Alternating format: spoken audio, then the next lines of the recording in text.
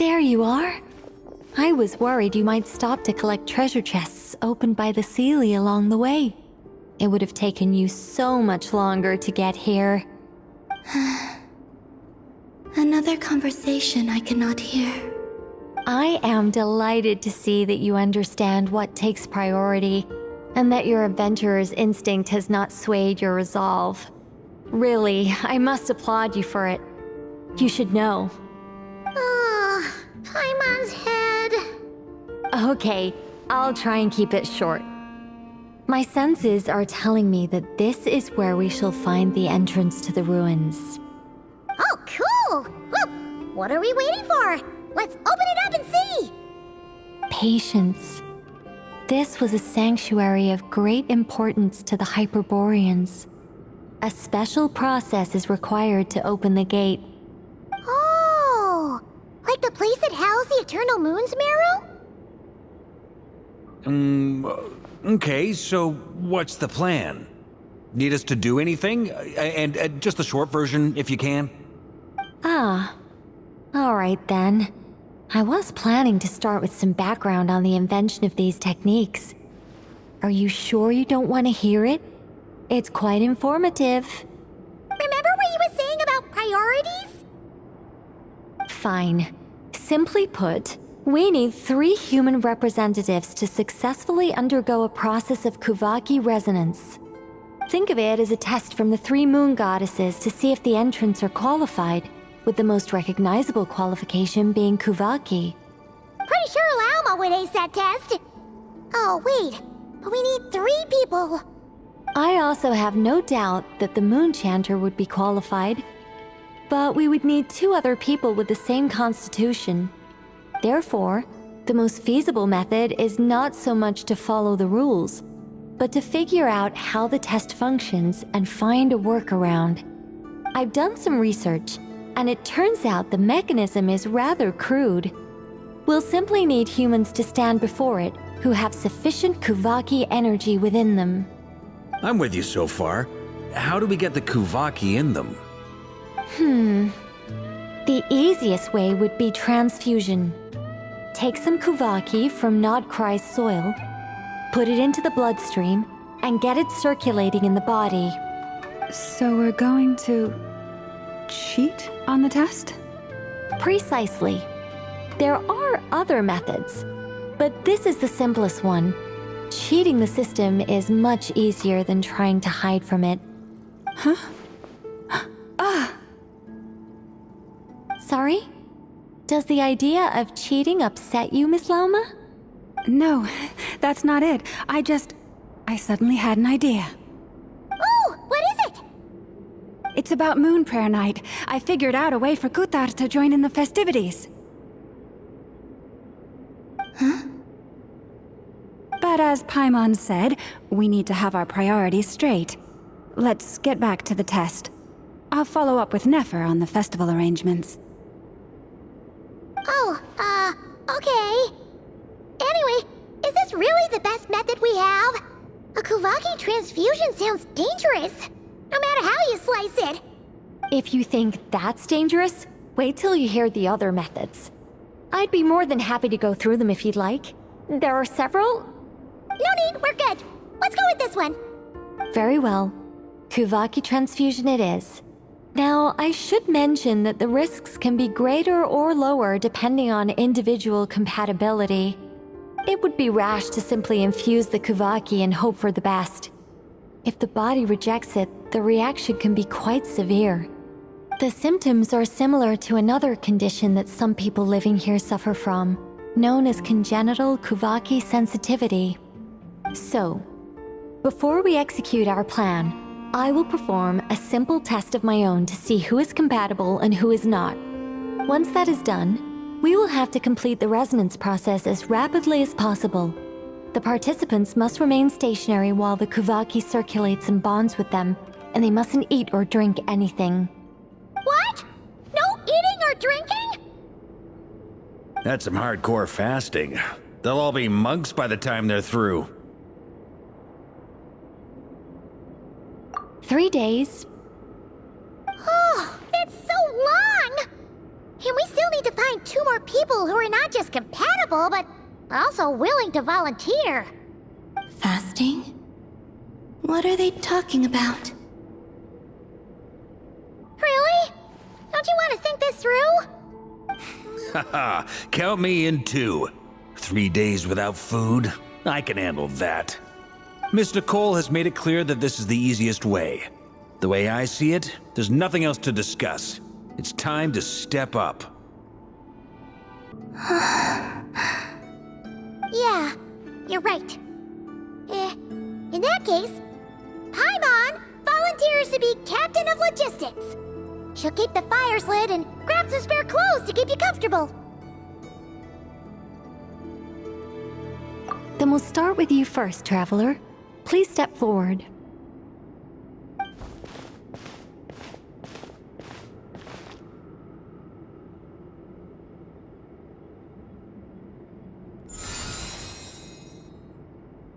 How's it going?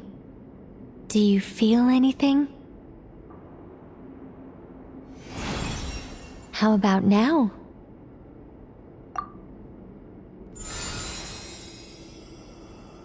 And now?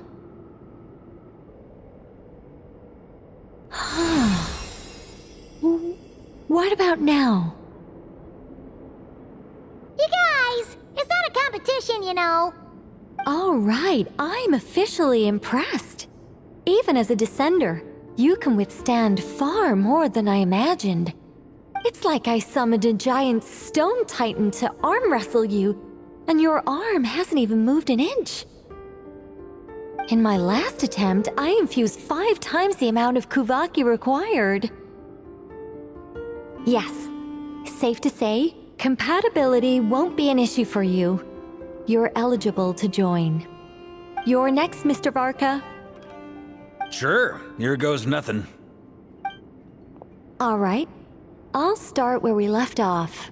5 times the required Kuvaki dose. Whoa, whoa, whoa, hey, wait a minute. How's it going? No, not great. I kind of want to puke. Feels like I've been drinking too much. A few bottles of wine, then a big stein of Dark Horse, with some hard liquor from Liyue mixed in. You think this is funny? I just lost to a young lady in an arm wrestling contest. I'm never gonna live that down.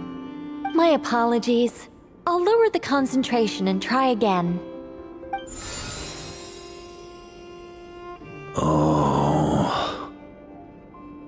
How's it going now? I'm not as dizzy as last time, but I can still feel it pulsing around. In that case, you wouldn't be an ideal choice, Mr. Varka. Let's try someone else. Okay, let's go ask some of our other friends then.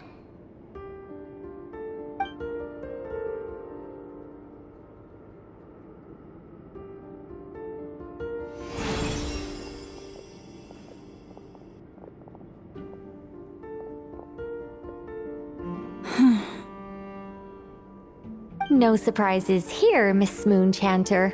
You're perfectly compatible. You may join.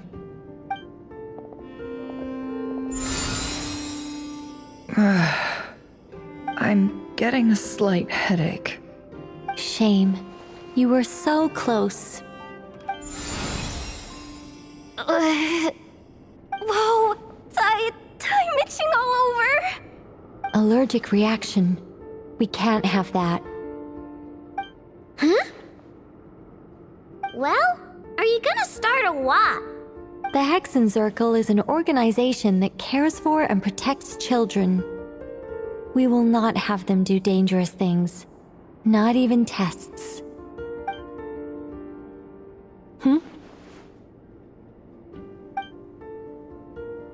Is something the matter? The candidates have to be human. I guess that rules me out too.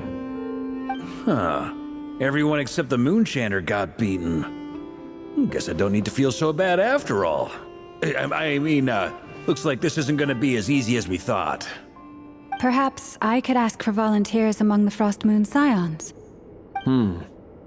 I'll see about talking to some trusted Lightkeeper colleagues. Itlua springs to mind. In fact, I think we had some former Frost Moon Scions join our ranks recently.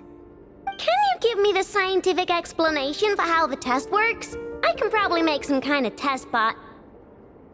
Then we can just zip through Nasha Town, going up to people and pressing a button to check their status. Wouldn't that be way easier? No. Wow! No elaboration for once. How about I contact the Knights of Favonia's garrison in the Wave Chaser plane? Shame that Lohan's already left. And that guy's even tougher than I am. Strange. The moon goddess is clearly revered by many people. So why is she on the brink of disappearing? She mentioned that the world has rejected her from the very beginning. And when we fought the Reikir of Salnari, it seemed like she exhausted her power for our sake. Also, Paimon's not sure revered is the right word for how people feel about her. Gratitude, certainly. For my part, anyway. It's basic reciprocity. She helped us, so she deserves our help in return. Yeah. Even though she looked like she didn't care, she still saved a ton of people, including me. A review of the relevant data leads me to conclude that Miss Columbina is a good person. Yep, you bet! They really think so? I'm super surprised that Columbina isn't her actual name, though. I think it really suits her. It's light and graceful and... yeah, just a really pretty name. I know, right? Unfortunately, that's not our decision to make. Columbina. That was the code name the Fatui gave me. But it also came up in the song I heard when I was born. But...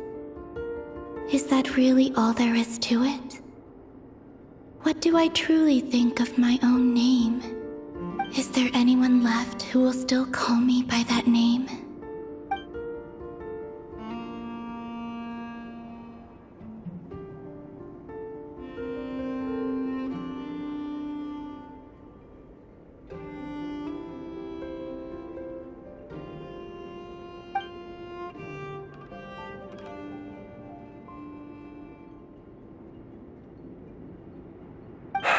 Moon Prayer Night is getting closer by the day.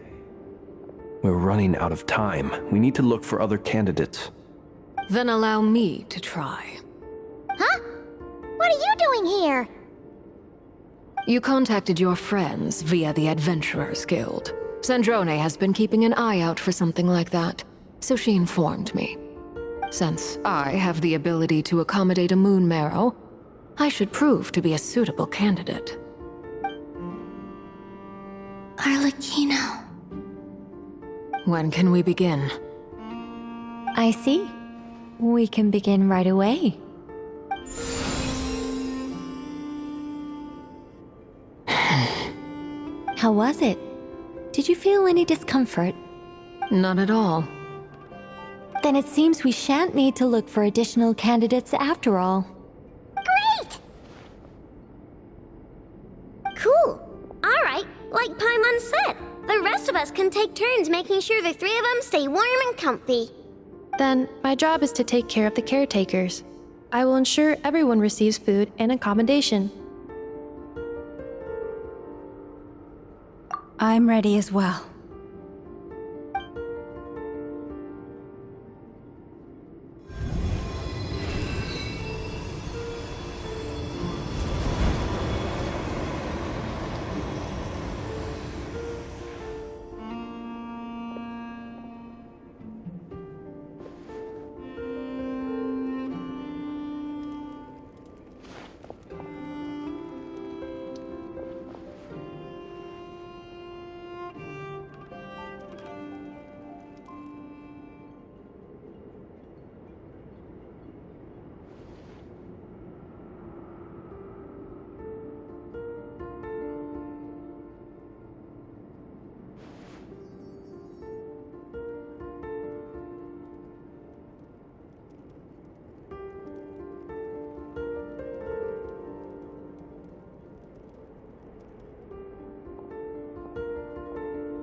The work is done.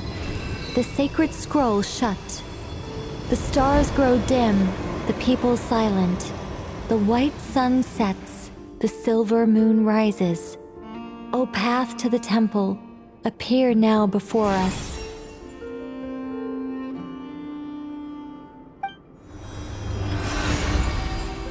Wow! It really opened! So that's what all this is about. They've been trying to open this gate. Come, let us enter. It might be best to eat something first. Take care to chew properly and swallow slowly. It will give your body time to readjust to the digestion process. They will head in soon. They will need to enter this gate.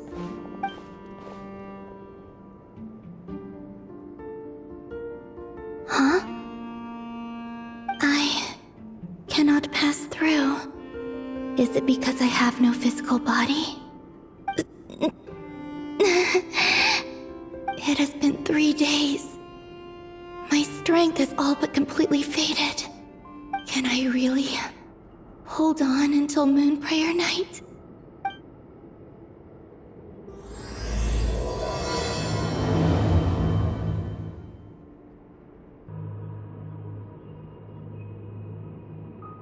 Are these people... Judging by their clothes, they appear to be phantom Hyperboreans from the distant past. That could mean they have some clues about the moon goddess's name, right?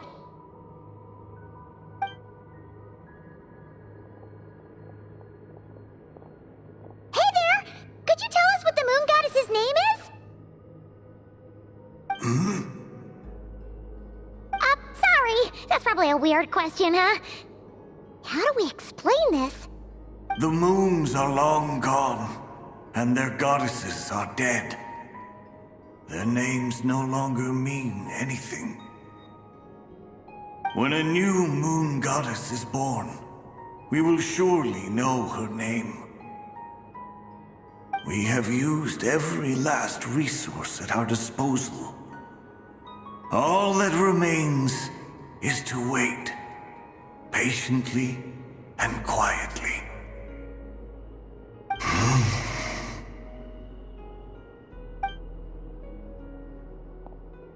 Were the people of the past all this devout? It looks like this phantom doesn't intend to converse with us any further. Surely the new moon goddess he speaks of must be Columbina. Alas, Kuthar's birth came long after the age in which he lived.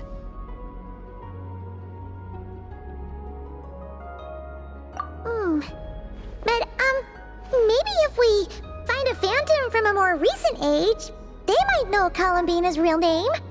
True. Keep an eye out.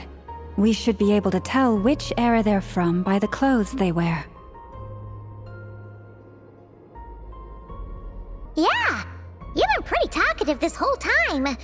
What changed? Oh, nothing. I'm fine. You all make good points. When the Hyperboreans speak of moon goddesses, they mean the three from truly ancient times. I can't imagine they would know anything about our current moon goddess. There once was a time when the moon goddesses blessed them greatly and protected them from harm. So, when the war between the gods and dragons plunged the world into chaos, it seems they looked once more to the moons for help, praying for a new goddess to be born. Yeah, that checks out. Let's continue on. Who knows what else we may discover? Ooh, there's a whole bunch of artwork in here. Seems pretty old. Nicole, this is probably your area of expertise. What do all these paintings mean? Let me see. To understand these murals requires some knowledge of the history surrounding the War of Funerary Flame. I shared a little of this with Lauma before. Yes. I think I follow. The dispute between the Moon Sisters, the transformation by Nibelung. Oh no, it's no trouble. I I'd be delighted to share the tale again. Alright then. Tevat's 3 moons and their goddesses were brought into being by the will of Nibelung, the then ruler of Tevat. But when the heavenly principles came, they changed the world completely, down to its very foundations. The moon goddesses were nowhere near strong enough to challenge this entity. But the heavenly principles did not view them as heretical entities that had to be removed. Essentially, the 3 moons existed to keep this planet alive and operational, which did not directly conflict with the heavenly principles' aims. Nevertheless, the inherent precariousness of this arrangement would soon be revealed. Nibelung returned. Yes. He did, and thus began the War of Funerary Flame, a battle for dominance between Nibelung and the heavenly principles. Discord would soon emerge between the 3 moon sisters. One would voice the opinion that they should follow Nibelung, for it was he who first hung the moons in the sky. Another would argue that taking sides in the conflict would only bring the world closer to ruin. There was no telling where it would lead, especially since their creator had returned, bearing the perilous power of the abyss. Nibelung would eventually discover their disloyalty. He had all 3 imprisoned before transforming the moons into weapons with which to fight against the heavenly principles. What? Weapons? Yes, the very moons that had once defended the planet became instruments of death and destruction, striking terror into the hearts of all living things. And although the heavenly principles and the 3 moon sisters had once been at peace, it now seemed that the moons posed an unacceptable threat to Tevat. It is possible that the heavenly principles did not know of the goddess's imprisonment. If so, the weaponization of the moons would surely have been viewed as an intentional breach of the peace agreement. Regardless of who knew what, when, the heavenly principles shattered 2 moons and flung the other beyond the skies. Whether the goddesses managed to escape Nibelung's captivity after his fall, nobody knows. But this much is certain. From that day on, the moons no longer belonged to Tevat. The rejection slowly drained their power until eventually they passed away. So that's the full story. You say the moons ceased belonging to Tevat from then on. Why then would Columbina be born here? That is perhaps due to the lingering connection between the Frost Moon, which was not shattered, and this world. You could see it as the 3 sisters' dying wish. They never desired war. All they ever wished for was to protect this land. I see. If the final fate of the 3 goddesses is as you say, then Columbina faces the same grave danger. Our investigation has yet to bear fruit. We must hurry. Yeah, you're right. Let's keep going. We're finally here. Guessing we'll need to activate this thing? Indeed. I was a little worried about that at first, but as we got closer, I sensed that the Kuvaki within it flows unimpeded. It should be functioning normally. The only issue is how to activate it. It's looking a little worse for wear. What about the cores from some of the other devices we've seen? Can we repair it using those? In all likelihood, yes. I imagine that would have been the Hyperborean's backup plan. Let's look for some cores.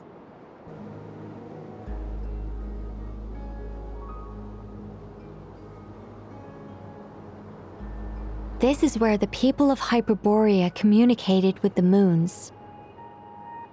We need only place the moon marrow upon this platform on Moon Prayer Night, and we shall be able to open a portal to the moon and send our moon goddess back home. The assumption being, of course, that we can find her first. That's right. You want to know if it's safe there, don't you? And yet, she has no choice but to return. You know this. Oh, that's not the only issue here. This is the end of the line, right? We've explored everything we can. And despite looking at historical artwork and talking to people from Hyperborean times, we're still no closer to learning Columbina's name. If it's not too much trouble, could you tell me exactly what Alice said to you about finding her name? Oh, sure. What she said was... Then your first job is to find it. As a moon goddess, I'm sure she must have a name she identifies with. Neither Columbina nor Kutar is her true name, and she's never really accepted either of them. Is it not also possible that she has never had a true name? Not at any point in history? That would be a hard pill to swallow. But at this point, we may have to accept that that is the truth. No one knows how she came into being, and she certainly doesn't have parents in any sense that we're aware of. Perhaps she was never granted a name at all. But does that mean there's no way to get Columbina back? She's just gonna disappear and there's nothing we can do about it? Huh? Wait, why all this pessimism? Was it the way I phrased this question? You all seem to be taking this in completely the wrong way. Well, just because she's never had a real name in the past doesn't mean she can't have one now. What? Think about what Alice said again. She never once said that you'd have to find a new name, did she? Are you saying what I think you're saying? Yes. Names are anchors that connect us to the world. If she doesn't have one already, then all we have to do is create one, no? It's like... yes. Traveler, when you first arrived in Teyvat, do you think you would have turned around if someone behind you shouted, "Hey, Tumaini"? But what about now? I understand what you mean. Life is a long journey. Even the friends and family by our side can change over time. When people call you by different names, what matters isn't so much the words themselves, but what they symbolize. And of course, whether that resonates with you. Lumine. So, close your eyes and picture the moon goddess in your mind. If you were to call out to her in this moment, what would you say?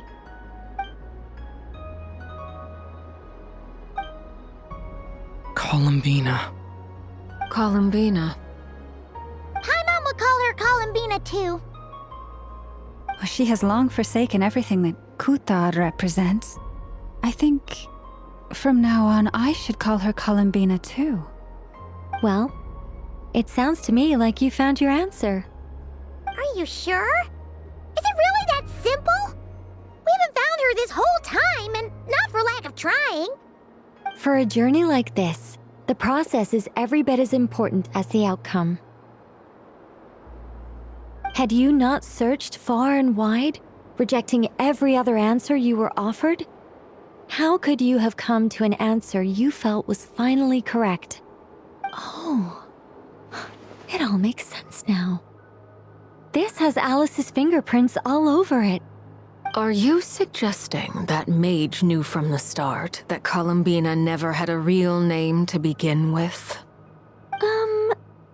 I can't say for sure. But I can definitely imagine her chuckling in satisfaction somewhere right now, saying, "Ah, what fun." Llama,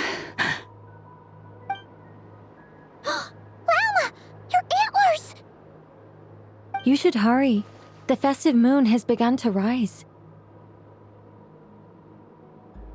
Do not worry, for when you called the name Columbina just now, I could sense that the power within was enough to summon back the moon goddess. The power within what? The name? Yes, so, the thing is,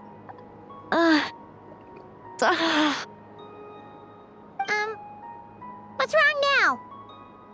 This is so annoying. I really want to explain how that whole thing works. Starting from the founding principles of Teyvat and... Oh, I could talk about this for hours. But... Deep breaths, Nicole. Deep breaths. You're an angel. A sober, sensible, solemn angel who has her priorities straight. Okay then. Sorry for asking. Clearly a bad call on Paimon's part. Anyway, you all need to hurry. Last thing, remember how it felt when you called out that name.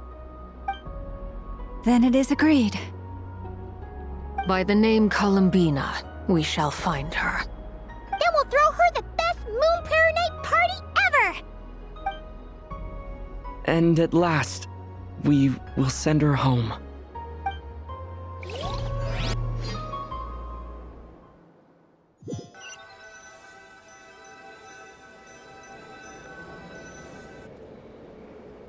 I can barely move anymore.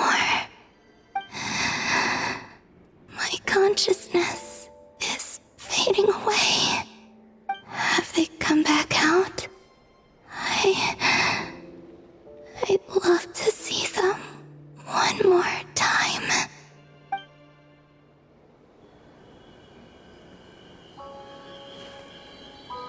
They didn't make it.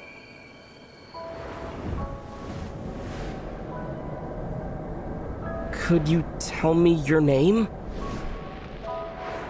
My name is... Columbina!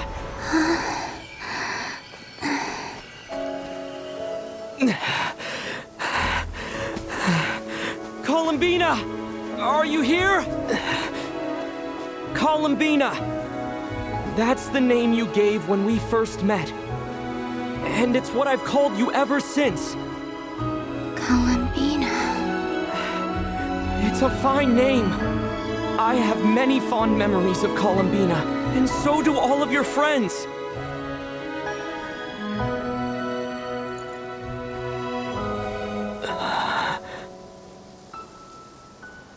If you like this name...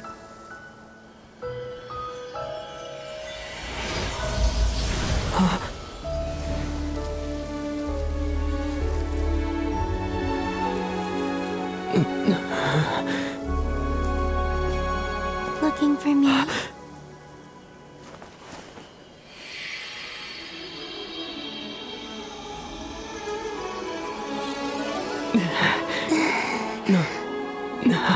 I like it. You can carry on using it. My name is Columbina Hyposelenia.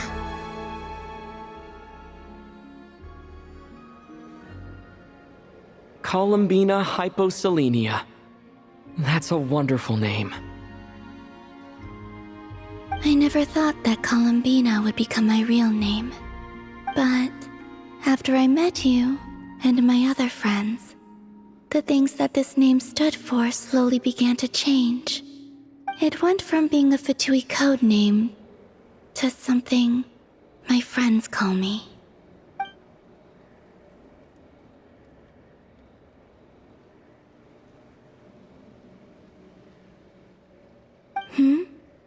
What is it? Why aren't you saying anything? I'm just so happy for you. Thank you. So, where's everyone else? We can go and meet them very soon. Everyone went to different places to try calling your name. Great. I'd like to thank them as well. Everyone's done so much for me. Searching for my name, entering those ancient ruins. Huh? Wait, so you were...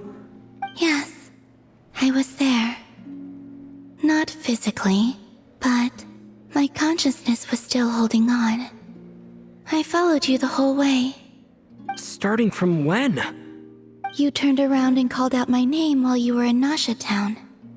Do you remember?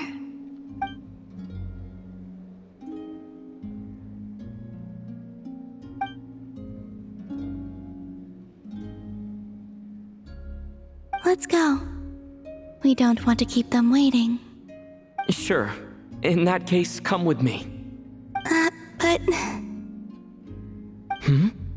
Before that, could you call my name one more time?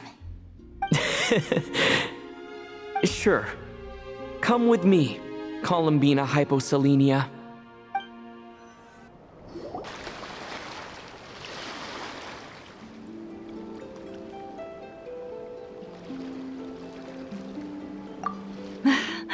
Columbina! Oh, this truly is wonderful. Llama, I can't breathe. Ha ha! Just in time for Moon Prayer Night! It's good to have you back, Miss Columbina. Yeah, we were worried sick. Thank you, my friends. With your help, I now have a name that belongs to me. Columbina Hyposelenia. Where's the second half from? You added it yourself? That's right. It means... Born beneath the moon. Yes. And by extension, it can also mean born beneath this world. A fine name. Now, as much as it pains me to interrupt this beautiful reunion, I feel obliged to remind you that the Moon Prayer Night celebrations in Nasha Town have already begun. Don't you want to enjoy the festivities? There's so much to see and do. And some of the ambient lighting and entertainments were sponsored by the kind souls in the Hexen Circle. Nicole? Why have you turned into Dodoko? So you're Miss Nicole. Thank you for helping us, and for helping me find my name. It's nice to finally hear your voice. You're quite welcome. Guiding lost people to hidden treasure is what we Seelie do. And if you ask me, spiritual treasures are far more precious than material ones. Chests are all well and good, but this was what it's all about. Oh, so satisfying. Anyway, I had to go help Alice. It seems like she ran into some trouble. That's why I couldn't be here in person. But don't worry, we're with you in spirit. We'll be celebrating right along with you. Keep an eye out for the Hexen Circle's festive stalls in Nasha Town. I think you'll like what we came up with. Alice said she even managed to rope B in this time. The Frost Moon Scions have also prepared various attractions. I believe Aino and Effa and their crew are setting things up as we speak. On that note, Nefer, about that request I made. It's all in hand. Yehoda is on site to ensure that everything goes off without a hitch. Wonderful. In that case, Traveler? Huh? Come on, Columbina. It's time to celebrate the best Moon Prayer Night ever.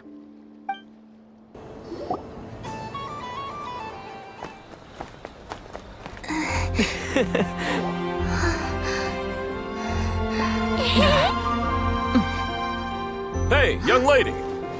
Would you like some Moon Prayer Night candy? Happy Moon Prayer Night. Oh, yeah. I almost forgot to say. Welcome home, Moon Goddess.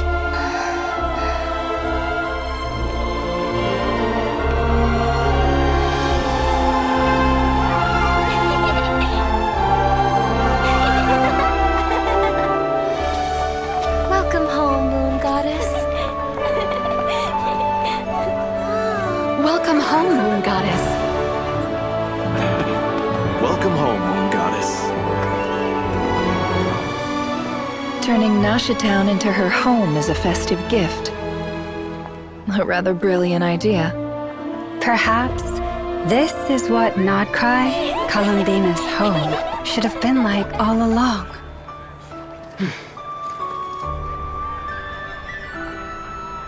Thank you for the gift. I like it a lot.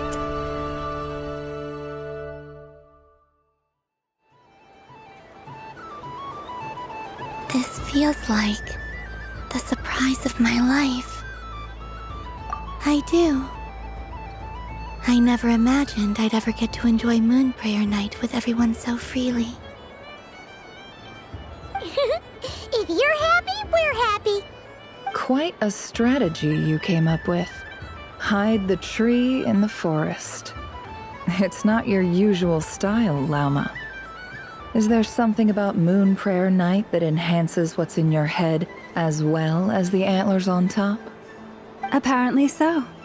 It even inspired a perennial penny pincher to use their resources for a greater cause.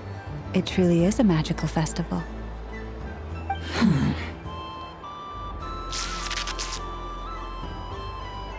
I see it now. This bickering is actually a sign of a strong relationship. Huh? What's everyone doing here? Oh! Miss Columbina, you're back! Yes, I'm fine now. Thanks for your concern. How's your progress with Alice's assignment? Very well indeed. I've never heard her sound so excited. Not like this. This time her excitement seems more serious. Seems like she's had a major breakthrough. She said she'll contact us once she knows more. In the meantime, we're free to relax and have some fun. Enjoy the time off while it lasts. I have a feeling that our next task won't be so simple.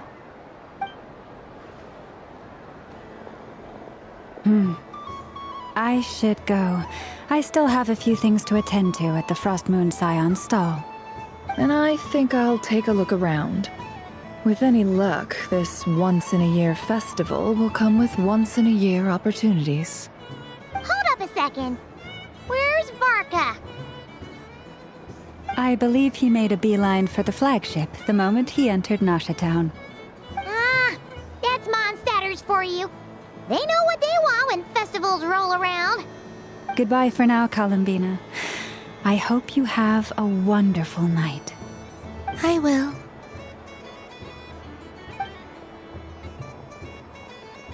Well, in that case, don't just stand there. Get out there and have some fun. You'll definitely get a warm welcome at every stall. Oh, also, take this map with you. It's a guide to the festival. The Frost Moon Scion stall is over here. Lauma's invited a whole bunch of cute animals to celebrate too. Over there is the Hexencircle section. Alice seemed more excited than anyone about this festival, so she insisted on making it a grand affair. Oh, and then there's the Nasha Town local specialties, including... Actually, forget that. Better if you go check them out for yourself. Thank you. It looks like a lot of fun.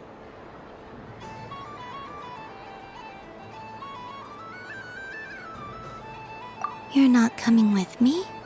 We'll be around. But don't you want to browse by yourself for a bit first?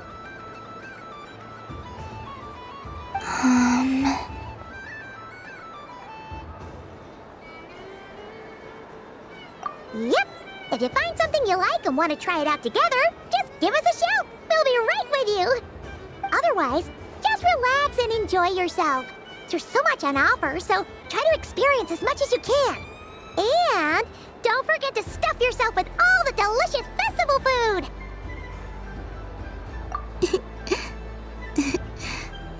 All right then. Off I go.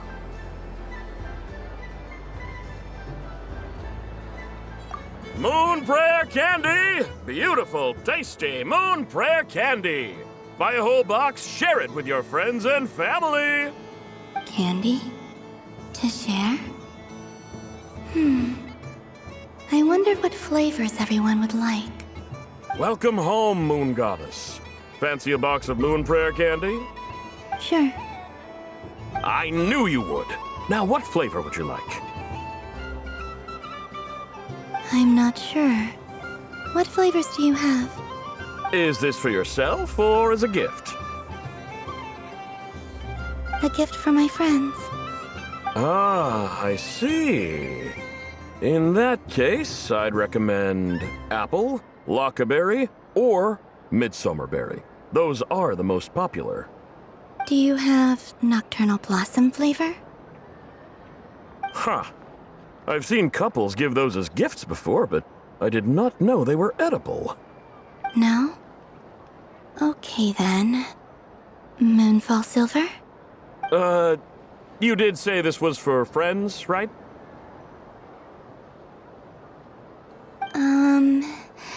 Maybe Smetana then. Hey, now that's a creative idea! I've never tried it before, but if you're happy to wait, I can see about whipping up a batch on the spot. While we're at it, you got any other ideas?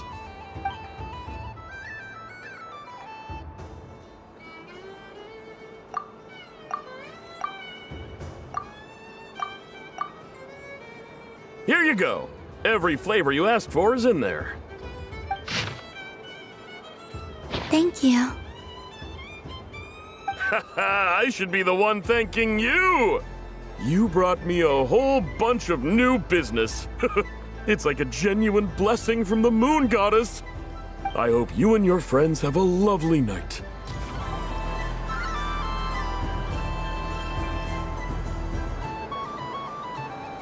This doesn't make any sense! How am I losing every single time? Wait, Inefa, you're cheating, aren't you? Yeah, that must be it. I am not cheating, Aino.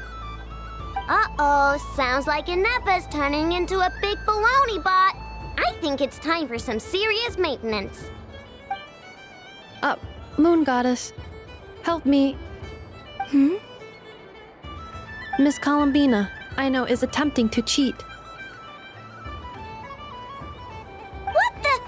I'm not the cheater! You're the cheater! How dare you throw it back at me?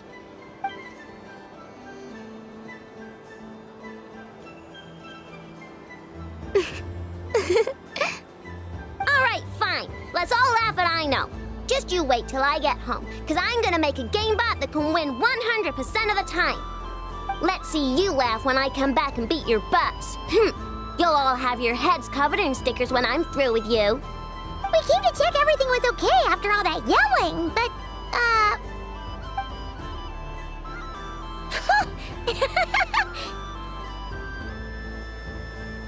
Whatever it is, it sounds like cheating is allowed. Kuhenki concentration. Each player starts with differently colored kuhenki. Each round, they draw one kuhenki from their opponent. When a player has two kuhenki of the same color, they make a pair and can be discarded. Any that can't form a pair must be kept. The round ends when a player can't form any more kuhenki pairs, and that player gets a sticker.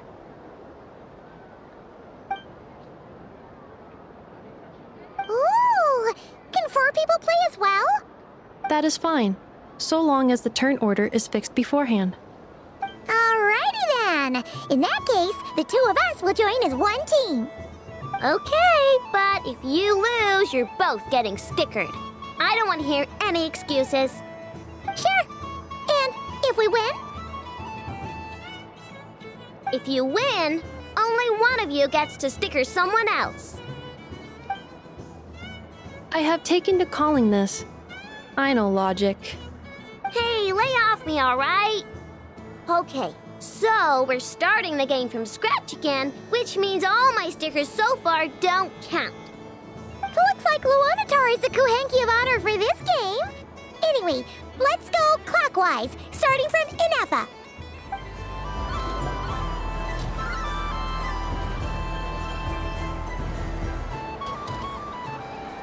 Let me pick a good one. What's it gonna be? You're looking very pleased with yourself there. What happened to being a huge Grumposaurus? I won. Duh.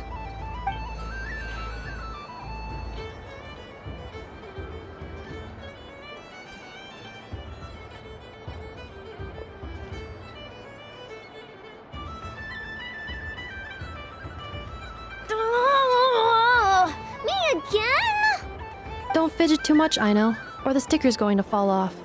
I don't care. If it falls off, it falls off. If a pair of Kuhenki get discarded, why not a pair of stickers? Huh? Huh?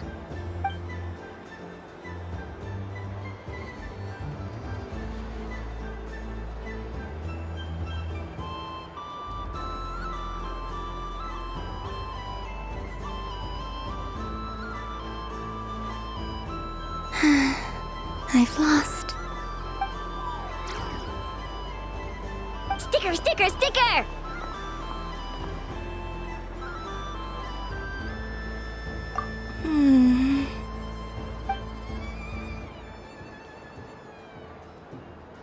cute! You think so? Shame. I can't see it for myself.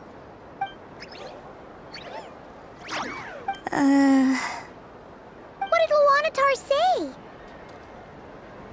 She said it looks so cute that she wants me to lose a few more rounds.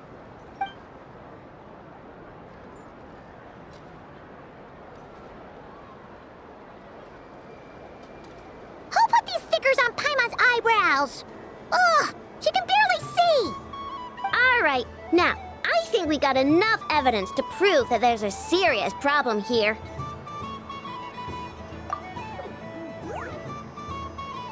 Yes, I agree as well. The culprit is... Inefa! Culprit? What did I do? Quit acting dumb, Inefa! You're not wriggling your way out of this one. I've been watching you. Not only did you remember whose side Luanatar started at, but every time someone drew a Kuhenki, you were logging it and calculating every last possibility.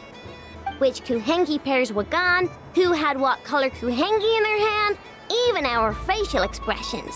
You were keeping track of it the entire time. Exactly! Why I no said! Putting aside the fact that running calculations is not against the game rules, do you have any evidence to support your allegations? But that's not against the rules either. So she admits it. She certainly does. Alright, everyone grab a sticker. It's time to get Inefa back. But... Take that!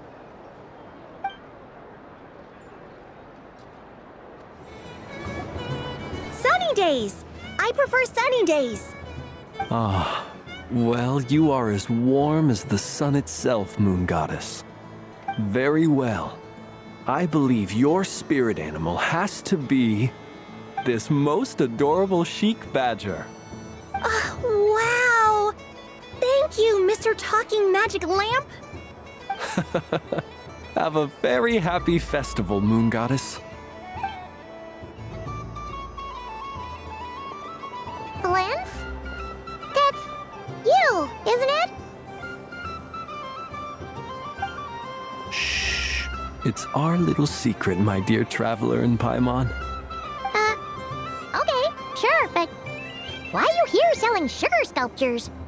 Everyone celebrates in their own way. After gazing into the abyss and spending time around gravestones all year, what better way to relax than to see sunny smiles on the faces of the living? Besides that, I like to think of myself as a fair judge of character. I dare say matching personalities to confection suits me rather well. That's not what Paimon was talking about. Aren't you afraid that your true identity might be exposed? Should I be? There is all manner of magic in the air this moon prayer night, thanks to the work of the great mages. I see Miss Columbina is hiding in plain sight. Why should I not do the same? Why miss this rare opportunity to enjoy a special evening in my true form? Fair enough. You got a point there. People who don't know you will probably think you're just a talking lantern. Well, now that we see eye to eye, what brings you here? Not a search for your spirit animal, I presume? Ah, well, actually... Here, see for yourself. Oh, this is... How wonderful. A beautiful idea. Yeah, we just met Barca, and he said that having everyone draw their own section was kind of boring. So, he did your bit for you. Ah, Varka. Ever the maverick. I see his artistic skills are truly one of a kind. In that case, I shall paint something on Mr. Albedo's behalf in a short while. What? Why not now? Ahem. Welcome home, Moon Goddess. Phew, that was close. Hello, Flins. She recognized you right away! What keen eyes you have, Miss Columbina. Especially considering they are shut. I did not see you. Rather, I sensed you. I can sense the fluctuations in Kuvaki all around me. One would expect no less of the moon goddess. Might I interest you in some candy? Yes, please. Excellent. I shall make some for you right away. Hmm? Something the matter, Miss Columbina? What about my spirit animal? All the other children carrying sugar sculptures are talking about it. Wait, is she taking the test seriously? Ah, my apologies. How could I neglect that? You are quite right, Miss Columbina. Every one of us has a magical creature living in their heart. Would you permit me to help you find yours? Yes, please. Do you prefer the day or the night? Night. Which of the 4 seasons is your favorite? Winter. Think of a perfect day. What is the weather like? Sunny, rainy, or perhaps cloudy? Rainy in the morning, sunny at night. What kind of answer is that? Forests, lakes, and open seas. Which do you prefer of these? I like them all. Imagine you opened your very own shop. What would you sell there? Moonlight, I think. Wow! Paimon would totally shop there. It wouldn't cost anything. You'd just need to visit. Aha! I believe I know what your spirit animal is. Here, for you. Oh, it's a Kohenki! Indeed. A free-spirited being with a deep love for all things here in Nodcry, who selflessly lends her aid to as many people as she can reach. It is the perfect fit for you, Miss Columbina. Thank you.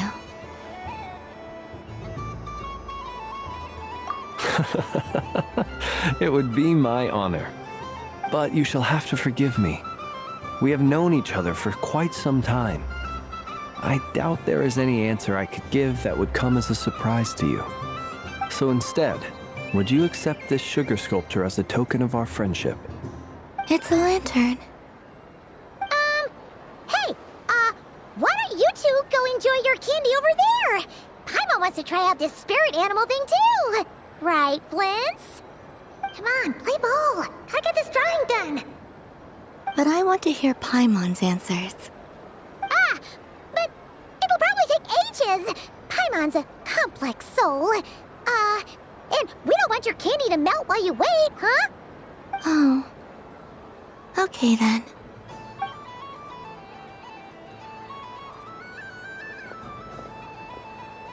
Phew.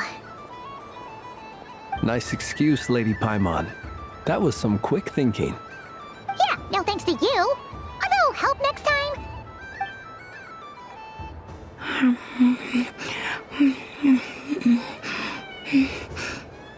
It's sweet. Is that Lakaberry? I wonder what flavor the traveler got. This way, this way! It's the candy-selling lantern! I'm coming! Of course. Traveler, maybe we can share? Yes. I found out recently that people share their food sometimes, so I'd like to try it. Or is that a no? Thank you.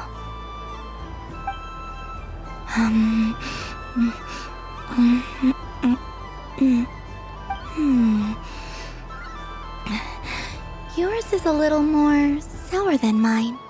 Here, you try it. Are you sure? Amazing. My sugar sculpture has shrunk, yet my heart is filled with feelings of sweetness. I will remember this feeling.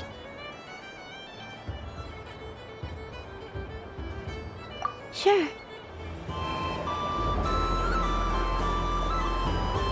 Dodoco's Whirligig! Come check out Dodoco's Whirligig! Ah, welcome home, Moon Goddess. Might I ask what this is? Ah, it's a very special amusement sponsored by the great mage herself. Ride on a soft and furry Dodoko and embark on an unforgettable adventure. I say that, but I'm just following a script here. Who is this mage, anyway? And what the heck is a Dodoko? I'd like to ride. No problem. But, are you by yourself? Is that not okay? Oh, no, it's fine. It's just that each Dodoko can accommodate 2 passengers. Would you like to bring a friend along? My friends... That should do it. Now, we just need to get everyone else to draw something on it too. But we gotta keep it a secret from Columbina. Traveler. Ah!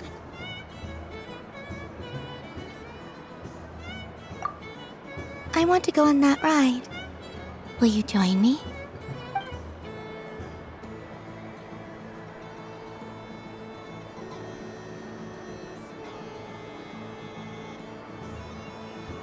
Let's go then.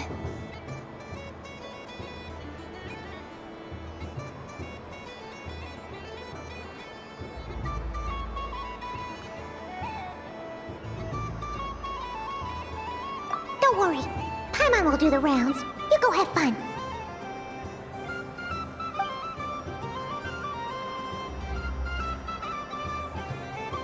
Hmm?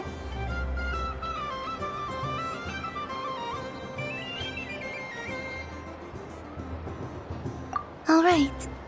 I think we have to wait in line over there. Please take your seats. For safety reasons, you mustn't try to leave the ride before it comes to a complete stop. All right, you're all set. I wish you both a wonderful journey.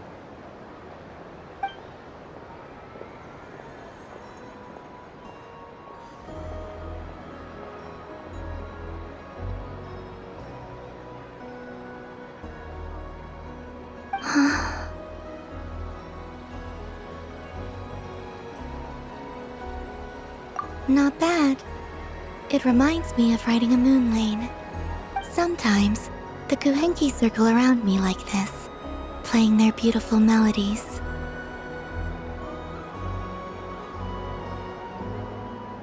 Yeah, I'm going to miss them.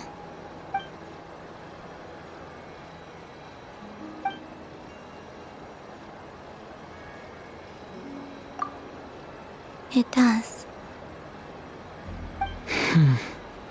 I've felt scared in the past, too. But this is a little different. You know something? I got to see a lot of fascinating things during my disappearance. I saw how the Frost Moon Scions act around their families. So different than how they used to act in my presence. And I also saw how they interact with their friends. It made me curious at first. Why do people act so sincere when they're worshipping gods, but save their truest, warmest feelings for each other? Slowly, I came to realize that it's because they trust one another. They know, deep down, that they'll be accepted for who they are. All of it. The good and the bad. I know. I knew it the moment you started calling out my name. What I fear now is the end. I fear losing all this the very night I have gained it. Hmm?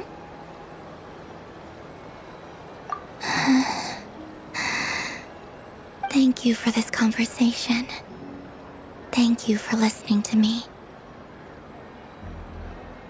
Don't worry. This fear I have, and the unknown that awaits me, they cannot hurt me.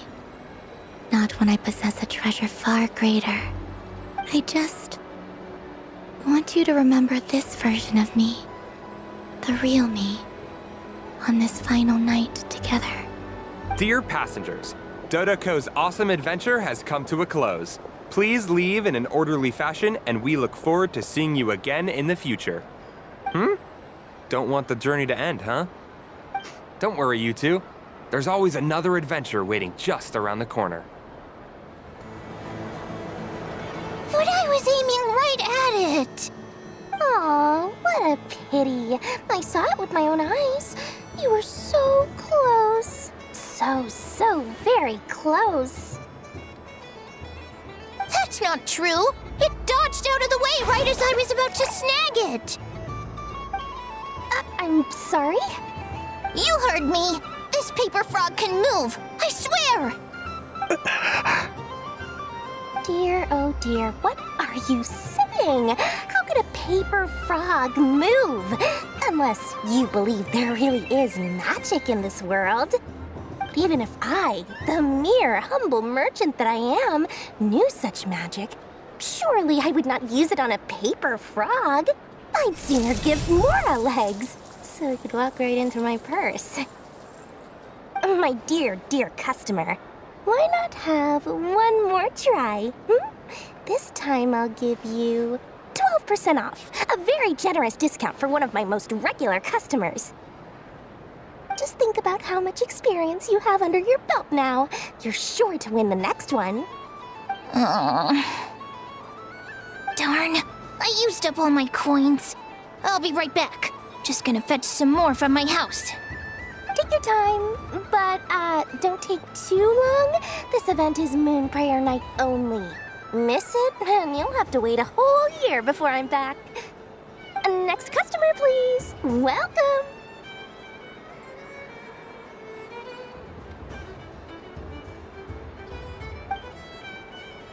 Hello. Whoa! What's this big one doing over here? How do I tell my employees not to go running around this time? Shooting them a glance won't work. I haven't known them long enough. Dory? Why, hello there, Miss Columbina. Would you like to play my ring toss game? The rules are very simple, and it's easy to get the hang of. How much for a round? Oh, first time's free. Not a single Mora. After that, well, we can cross that bridge if and when we come to it. But with your sharp skills, I'm sure you'll win all the prizes in one fell swoop.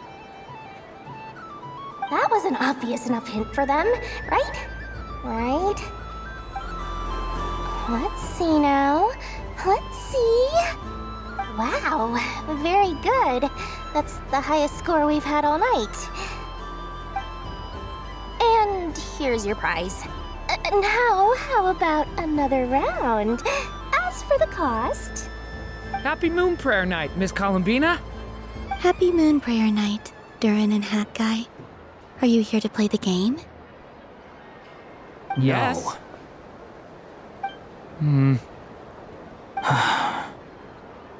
You said we were just coming here to say hello. I did, but then I recognized a few more people as I got closer. Do my eyes deceive me? Is that... It's our little dragon. He's all grown up. Someone's popular. Well now, since you came all this way, why don't you try out this lovely game we have going? First try is free. He'll have a go. I'll pass. It's only one free try per customer. You can't give your try to him. I'm aware. How has Elder Almond been lately? He's in great shape. He goes for a run in the forest every morning to stay fit and healthy. He tried to go boat racing with Firecracker a while back, but he couldn't even make it onto the Lotus Leaf. Firecracker was in fits of laughter. How about you, little dragon? Can you still fly? Yes, I can. But you've become less chatty. Has growing up been tough on you? We call that maturity. You know, the thing people sing about. The knight wields a sword of stone to defend those hearts that are made of gold. Stone is very heavy. That's what keeps him from talking too much. That's awesome! I want to be a knight when I grow up too. Ring, here I come!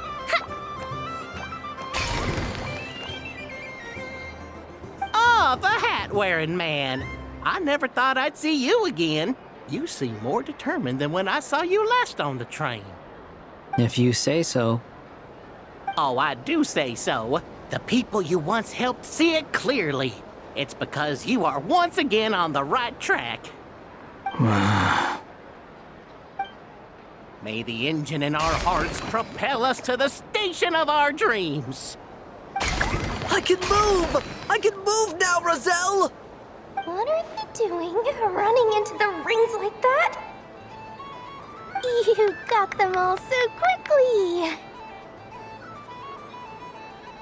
I've never seen anything like this in all my travels. Is this guy actually an old friend of theirs? But how? They're origami animals and clockwork people from a fairy tale.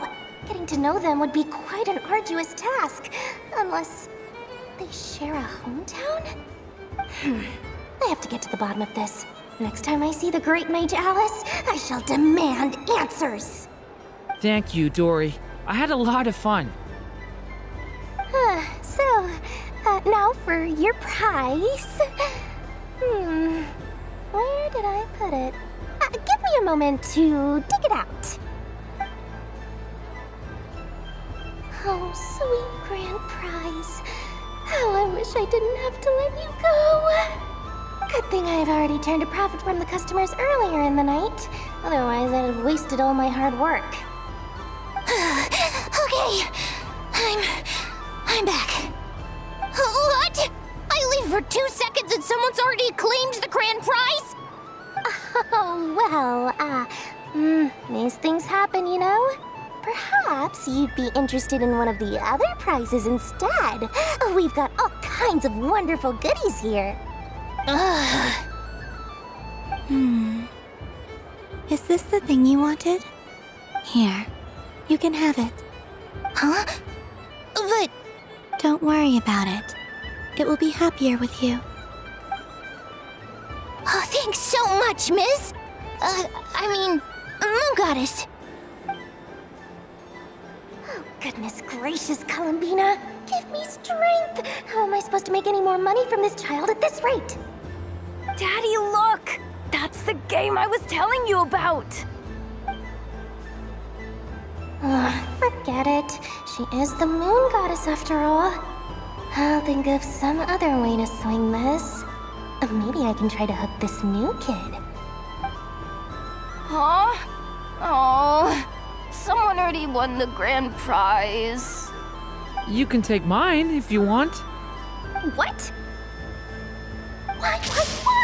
Why are all these bleeding hearts coming here to ruin my business? Happy Moon Prayer Night, everyone. Happy Moon Prayer Night. I wish for a never-ending supply of laka berries. What a humble wish. Probably written by a child.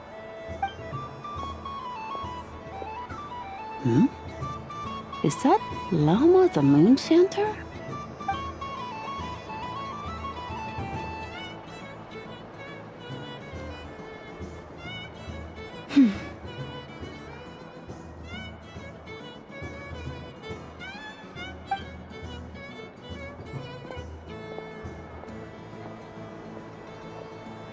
I wish that the long plume ibises would stop biting me.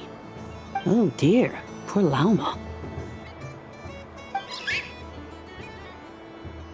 All right, I'll write that one down for you. I got it. While everyone else is celebrating Moon Prayer Night, you're as busy as ever. I don't mind. It's rewarding work. A good kind of busy. My antlers are at their heaviest tonight, and the Kuvaki waves are especially strong. But as I help these dear friends hang their wishes up, I feel a great peace within myself that is hard to describe. You see, they are all such beautiful wishes, and they are ones that we can fulfill by our own strength. Do you blame me, Llama? I want to hear your honest answer. It is by the help of so many people that I can return to the moon. but I feel as though I've hardly done anything in return. You've done plenty, Columbina. I say this in earnest, both as someone who knows your history, and also as a friend who has seen what you've been through. What about as a moon chanter? I feel proud to honor our moon goddess's wish, and I'm sure any moon chanter in history would have felt the same way. Thank you for your kind words, Lauma. But... Since you asked for my honesty, I won't lie to you. My feelings are mixed right now. Besides pride, I also feel... I suppose it's a reluctance to let go. Once you return to the moon, we will be far apart and separated by a false sky. I'm sure those of us left behind will gaze up at that sky, yearning for the moon once in a while, just as you used to do. I will miss you, Lauma. I will miss you all. I hope to stay in touch. I will try and find some way to send messages down from the moon. Perhaps you could use Kuvaki. I've heard Yehoda say that signals can be sent using long and short waves, or strong and weak lights. That sounds a little complicated. What if we forget what the signals mean? We could prepare a codebook beforehand, but... You're right. It wouldn't really suit you. Still, whatever happens, I believe that you will find your own unique way of communicating with us. And now that I think about that, my heart feels lighter. Because you trust in me? Yes. I have faith in you, and in the power of truth. In my experience, the truth tends to be difficult, but that's what makes it stand out from what is false. So I'm confident that your thoughts and your love will shine through the curtain of lies. We will know it when we see it. Thank you. Now, could you help me hang up my wish? Is this? I wish that all who dwell in this moonlit world can find a place to belong. And I wish that I shall one day see my friends again. It's 2 wishes. I hope that's not too greedy of me. Not at all. And I think you speak for us all with the second one.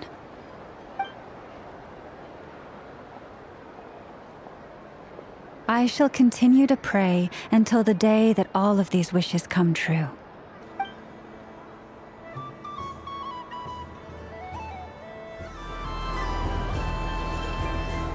Wow, the Frost Moon Scion stall looks kind of plain, but it's pretty cool once you get into it.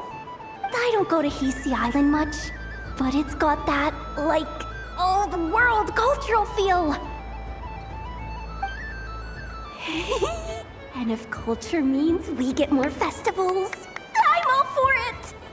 Hello, Yehoda. Columbine... hello, Moon Goddess. That was too close. I almost gave the game away in front of the staff. Oh, wait. What's the deal with her shoes? They don't make a sound when she walks. I could do with a pair of those. Do you like balloons too? Balloons? Oh, you mean those? What's so fun about balloons? I'm not a kid anymore. They're probably more up Aino's alley. Yes. The animals seem very curious about these strange flying objects. I was drawn here by their voices. I recently learned a fun new game you can play with balloons, so I decided to come and give it a try. A new game?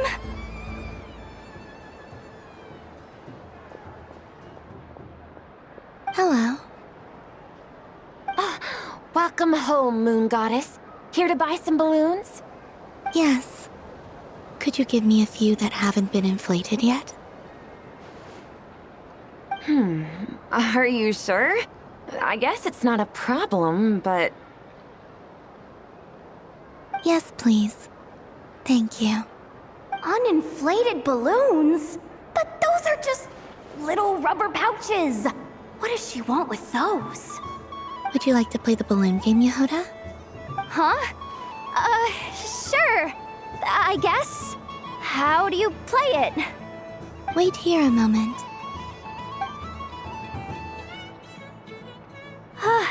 Oh. This is so weird. What have I got myself into now? I thought I saw Columbina nearby. Uh-oh! That's the fourth Harbinger! Although she's helped us out quite a bit, she's good people, right? Is she looking for Columbina? Oh, guess that's my ticket out of here. I'm not sure my heart can take being sandwiched between two Harbingers.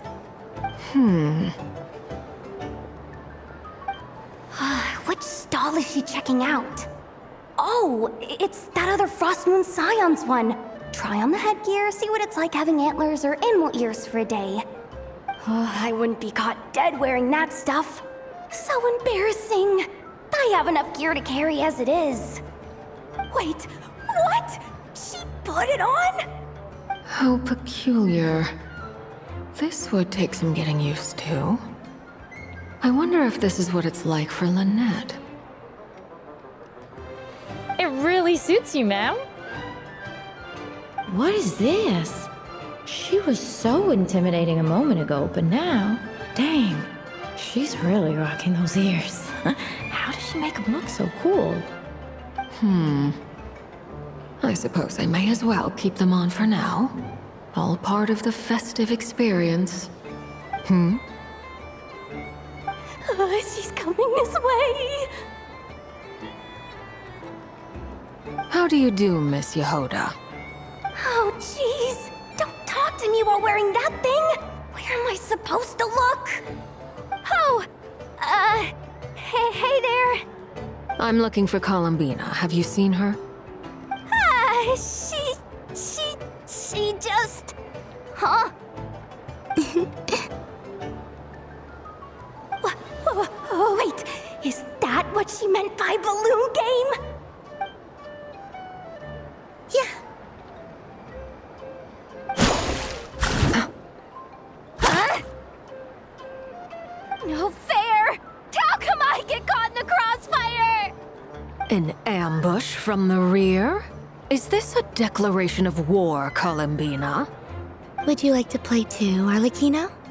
Seriously? Are they gonna start some beef right here, right now? Gladly. That said, I believe there is another who would like to join. Boss Nev! Thank goodness! You've gotta get me out of here! Things are kicking off big time! Hello there. I'd like 10... no, make that 20 balloons, please. Uninflated. What? Miss Moon Goddess, I hope you're prepared to pay the price for assaulting my employee. Welcome to the game, Nefer. Just to be clear, let's keep this a fair fight, okay? No strange powers, please and thank you. Naturally. Don't just stand there, Yehoda. Aren't you going to team up with me? Huh? Do I have to? Of course. Don't forget, the Curatorium has a reputation to uphold. I knew something like this was gonna happen.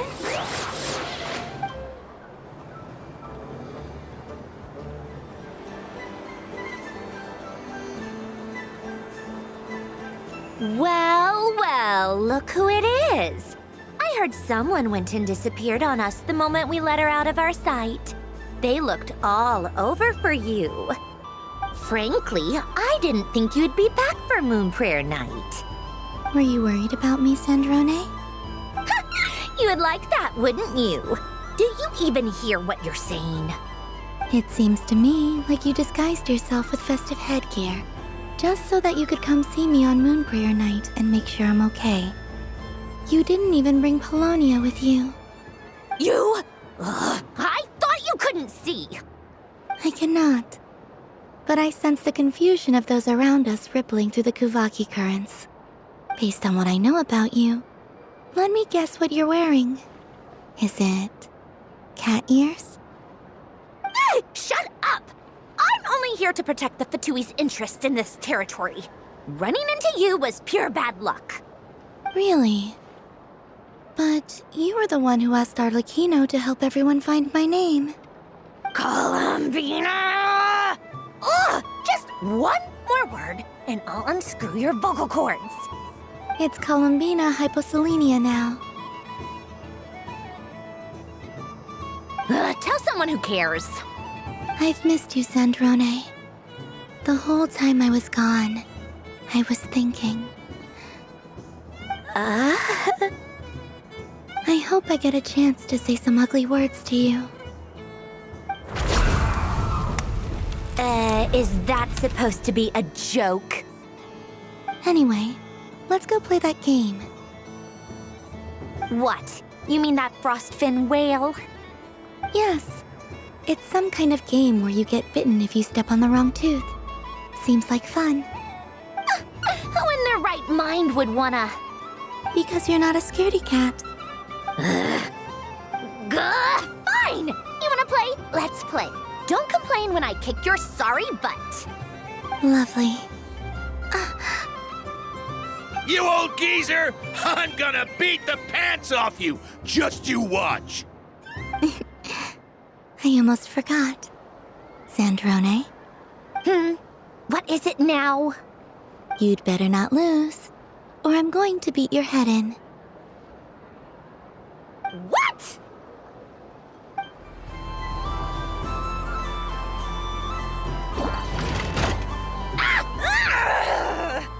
I think you might have picked a bad tooth, Sandrone. Shut it! Do you need any help? It seems like you're stuck. No! It's just a blasted toy! How is its grip this strong? Stop laughing! All right. Well, you lost. So just like I promised. Hey! What are you doing? Are you seriously? Hiya! Why you? Oh, just you wait! Rematch! Are you all right, Sandrone? That was quite a strong bite. Are your clockwork parts? Quit your fussing! I don't need it! All right. I'll go first this time.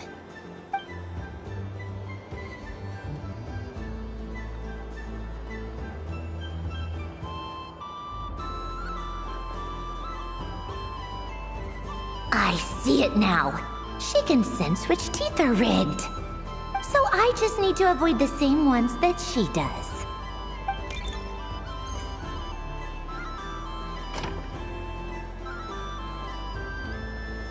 This one... Seems fine. She avoided that one then? Now I've got you. All right, my turn.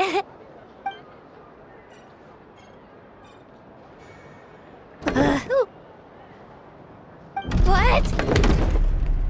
Looks like you lost again, Sandrone. Wait! There's more than one bad tooth! Bonk.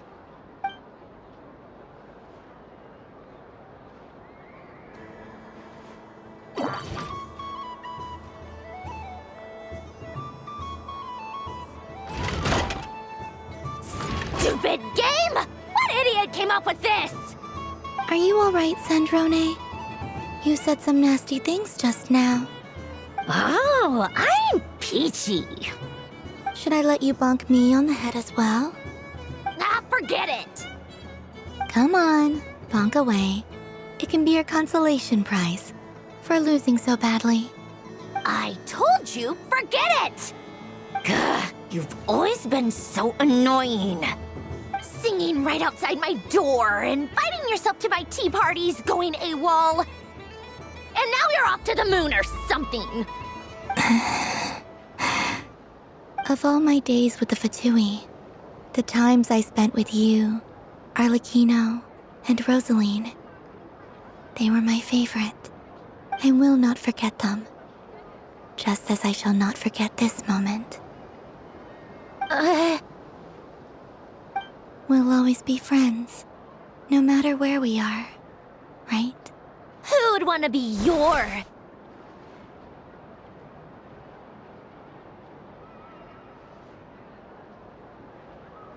I'll miss you, Sandrone.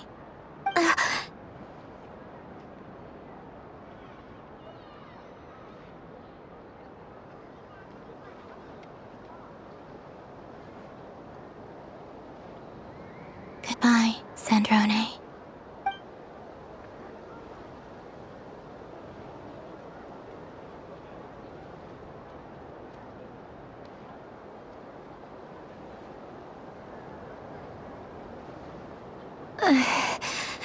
I'll miss you too, Columbina. Sorry, what was that? Ah! Ah! Yeesh! No need to freak out. What's wrong? We've been looking everywhere for you. What do you want? Oh, nice ears.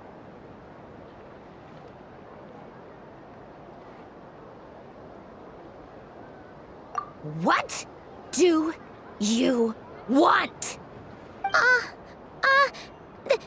This. Huh? It's your turn to draw something. You're one of her friends too, aren't you?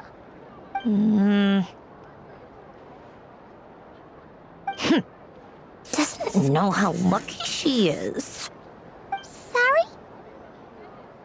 Nothing. I'm done. Take it. Oh, that was fast. Oh, and one more thing. Last time we spoke, you mentioned you were interested in the Narcissan Kreuz Ordo's research, remember? There were too many people when we last met, so we didn't get the chance to do this. What are you talking about?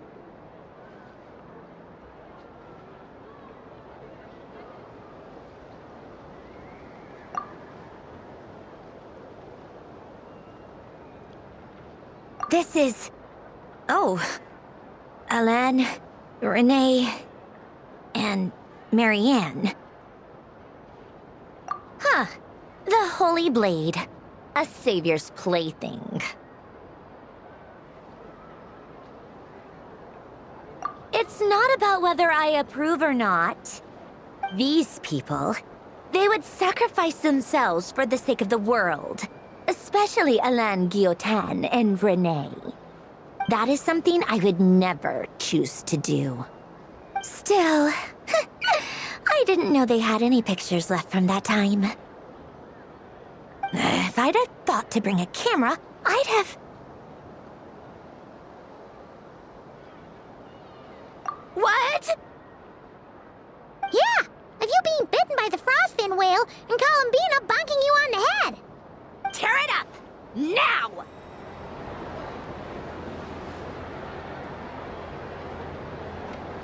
I wouldn't say it's unfair, exactly. I mean, your voice goes right into people's heads. How would you explain that to the kids? You can't just explain it away as magic. Is something the matter? Ah, Miss Columbina! No, nothing you need to worry yourself about. Oh, impeccable timing. Stick around for a second, Miss Columbina. I need your input on something. This self-proclaimed Knight of Justice has yet to give me a satisfactory answer. I, for one, would like to hear your verdict on the matter. Hey, now, I left the flagship just to help you out, Miss Nicole. What's going on? So Alice and I are both using long-range remote control spells that work on similar principles, allowing us to attend this festive fair in Dodoco form. Sorry, let me backtrack a little. While similar, there are some key differences. Alice, being a great mage, wanted her Dodoco to reflect something of her own charm and mystique. So she adjusted the way its tail moves when it spins around. An entirely gratuitous move, in my opinion. I hardly see how anyone is going to notice that. If anything, I'd say that anyone who stares intently enough at a Dodoco's tail to notice such a small detail is someone we ought to be highly concerned about. I only say this to emphasize that my question has nothing to do with tails. Now that we're clear on that, why is Alice's Dodoco permitted to interact directly with the children celebrating Moon Prayer Night, while mine is not? Your voice speaks directly into people's minds. See? Exactly what I said.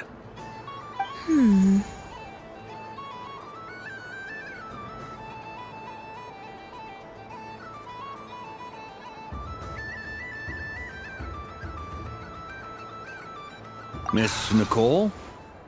I can't stand it. I know that probably makes me sound like a whiny child acting out in front of their parents. And it's a little embarrassing now that I think about it. But hey, I've said it now, I can't take it back. That would be even more embarrassing. Also, don't go reading too much into that analogy. It was off the top of my head. I'm actually an awful lot older than either of you. Miss Nicole, are you saying that you'd like someone to play the game you've prepared? I'm not so invested in that. It's just something cobbled together using items I borrowed from Alice. She probably didn't even make them herself. The point is, I want to know everyone's thoughts after they receive their prizes. But as you've said, I can't just ask. I've been biting my lip for so long, and I've had no one to vent my frustrations on. I thought this was going to be a nice, straightforward festival where I'd get the chance to guide people to treasure. Well, can I play? I can't guarantee that I'll win a prize, but... You will? I'd like to try. Then what are we waiting for? Let the game begin! It's like they forgot I was ever here. Congratulations, Miss Columbina! With your great wisdom, you have overcome every obstacle in your path and conquered the great challenge posed to you by fate. Fate? Well, something to that effect. If you'd prefer something more poetic, it could be the icy winds or the dawn. Anything you like, really. You could even go with the challenge posed to you by Dodoco, if that's what you're into. Anyway, you can take or leave my suggestions. Moving on. All my hopes are now resting on this. Can I open it now? Stop teasing me. Please, I'm begging you. No more talk. Just open it. Wow. What a lovely sculpture. Classic and cute at the same time. Thank you, Miss Nicole. I'll always treasure it. There we go. Music to my ears. You have my sincerest gratitude, Miss Columbina. Thank you for sharing your precious time with me and fulfilling my wish. Don't mention it. You've all done much to help me. And still, I'm the one receiving all these gifts. Welcome home, Moon Goddess. Oh, you're the genuine article. Alice was right. This Moon Prayer Night was worth watching after all. Another one that talks. Greetings. Pleased to make your acquaintance. I am the Hexenzirkel member they call B. Barbeloth Trismegistus. Columbina Hyposelenia. Pleased to meet you too. Hyposelenia. A fine name indeed. Now then, Miss Columbina, do you wish to hear a mage's divination? Divination? The Frost Moon Scions used to ask me what would happen in the future. Is this like that? From the perspective of the one seeking answers, perhaps. As you look to your journey ahead, If you seek to understand the unknown, resolve your doubts, and soothe the confusion in your heart, divination could be for you. The unknowns on my journey. Of course, if one wishes to peer into fate, then hydromancy is the more precise option. But that is a complex affair, and to relegate that majestic art to the status of a festive amusement would seem somewhat uncouth.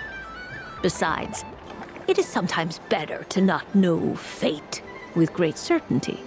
Hence, I shall use the suitably festive Luna Arcana to tell your fortune instead. It is more popular with the youth in any case. Lunar Arcana. Indeed. Unlike hydromancy, this will only display possibilities and trends. People like to think of themselves as creatures of agency and free will. Peering too far and too clearly into the future is detrimental to both body and soul. I'd like to give it a try. Of course you may. Come then, take a seat, Miss Columbina. Before we begin, are there any specific questions you would like to ask?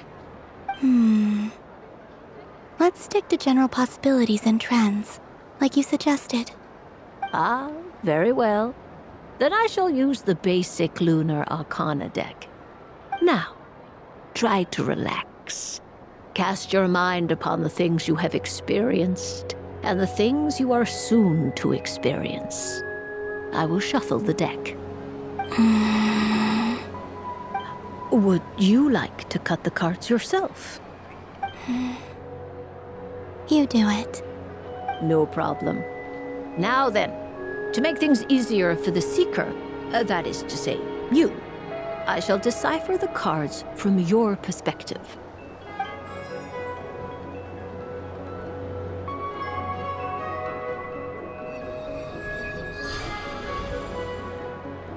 Please, draw the first Lunar Arcana. This represents destiny and is the foundation for the divination as a whole. Now, draw your second card. This will stand for the past, the sum of all your experiences that have come before. And now the third Arcana. This is the present, your interpretation of the current moment. Finally, the last card. This shall speak of the future, which... Oh. Kuvaki Pulse? Fascinating. I've never encountered this before in my role as a diviner. Something has exerted an influence upon this card, causing it to leave its designated position. What do you make of this, Miss Columbina? Perhaps this is the guiding hand of fate in action. Of course, if you wish, you can choose to deny the validity of this card and draw the future for yourself. No, it's fine. Let's go with this one. A bold decision. I must say I'm looking forward to the results.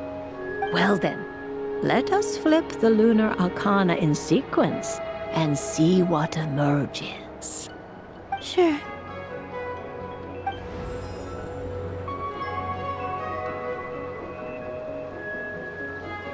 First, Destiny.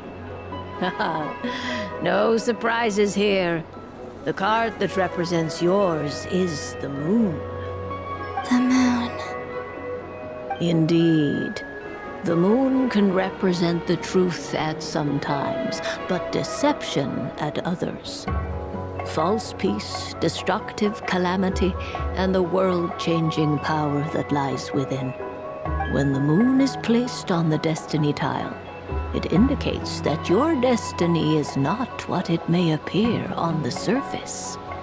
Instead, it may yet have a hidden side, It symbolizes a journey through the fog, fraught with uncertainty and deception, where one must face inner challenges head on. I don't understand. Patience, my dear. This is but the first card, which serves as a basis for the interpretations that follow. Our divination will only grow clearer from here on out. Now then, flip the second card, the one that speaks for the past.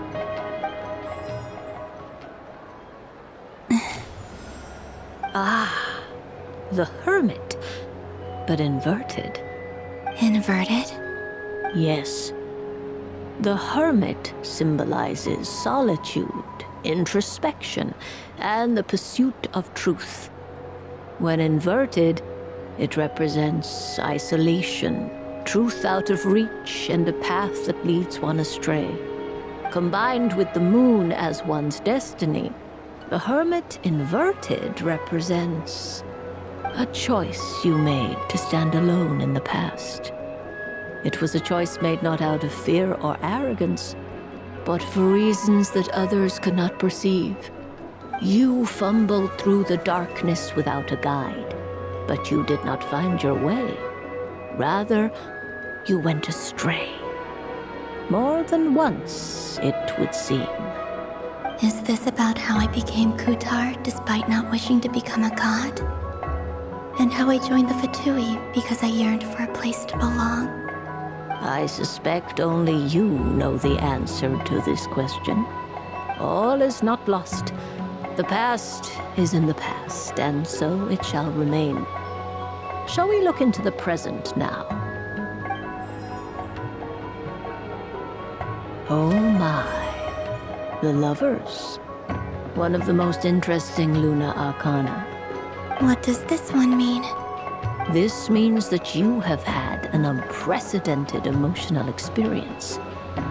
The joy of finding your soul becoming intertwined with that of another. A precious and wonderful thing indeed.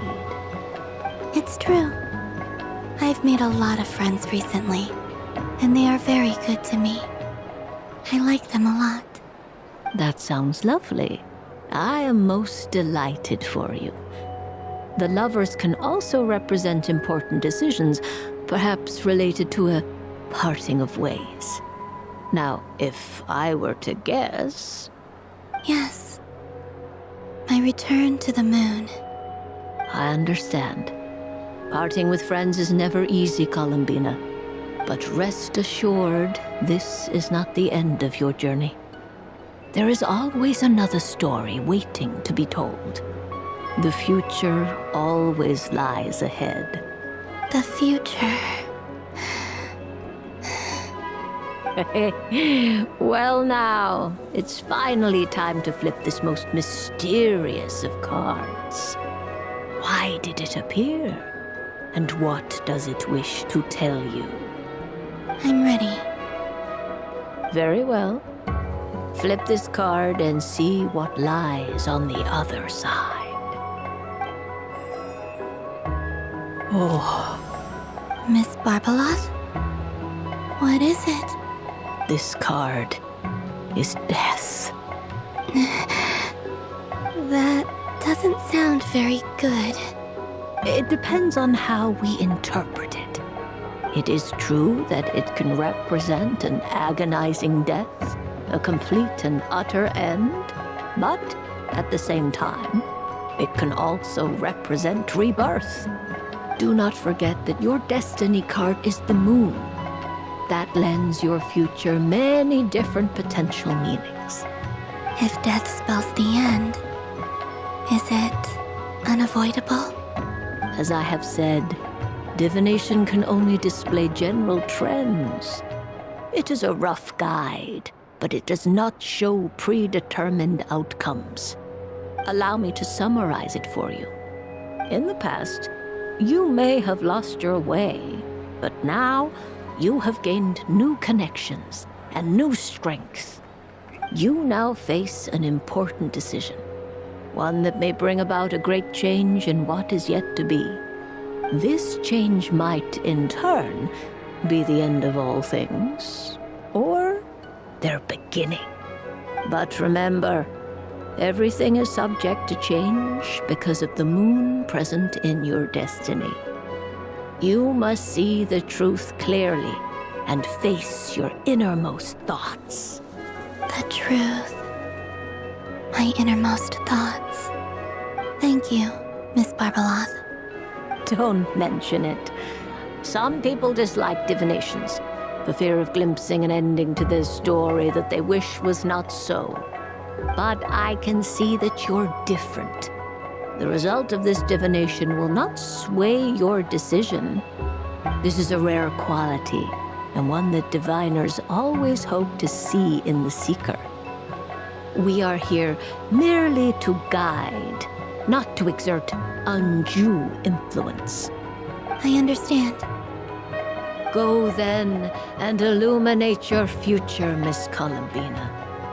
The moonlight that shines from you now is most captivating. A soft and furry creature that bounces and jumps. Welcome home, Moon Goddess. This one talks too.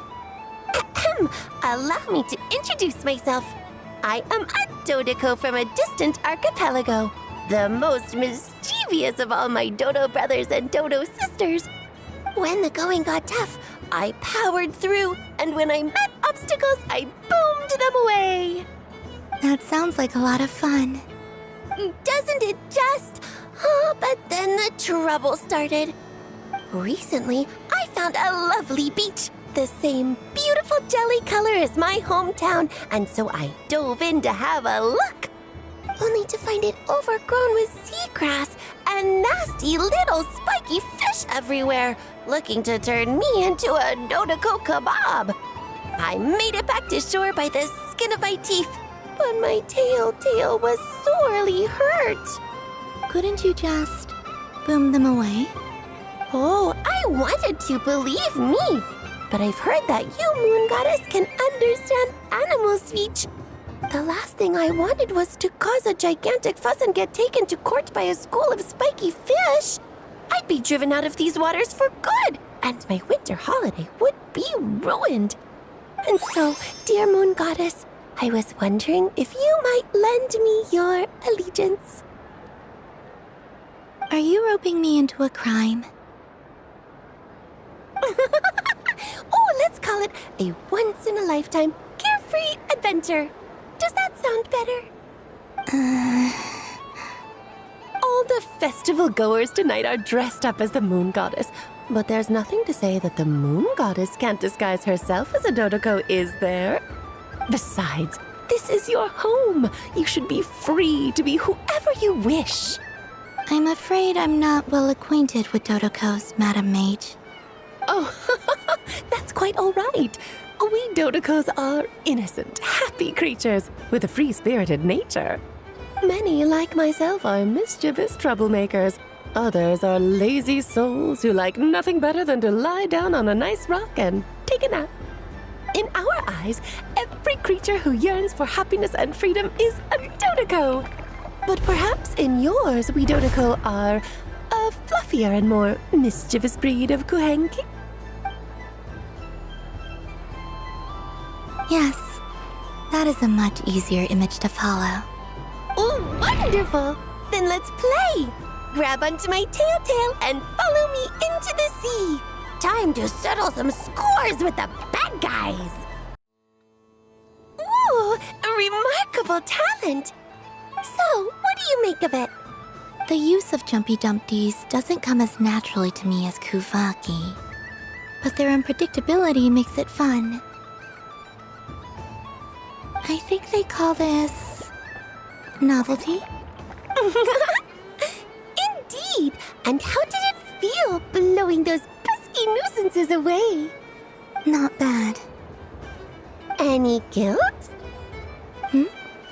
What do you mean? Oh, wonderful! Lovely answers to all 3 questions. You've passed the safety test. Now I can give this special bomb to you as a souvenir. Remember, if you find any meanies living on the moon, you can use this to boom them into oblivion! I will.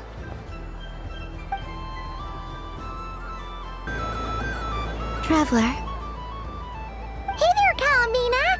Are you done checking out the festive amusements already? Are you sure you don't want to look around some more? You might not get another opportunity like this for a while. Right now, what I'd like to do is...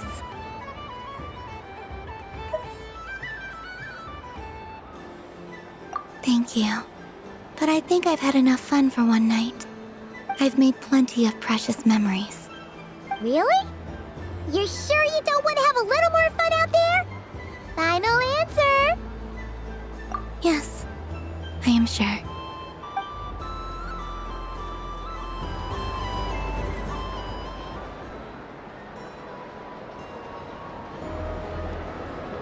This was the most fun I've ever had on a moon prayer night.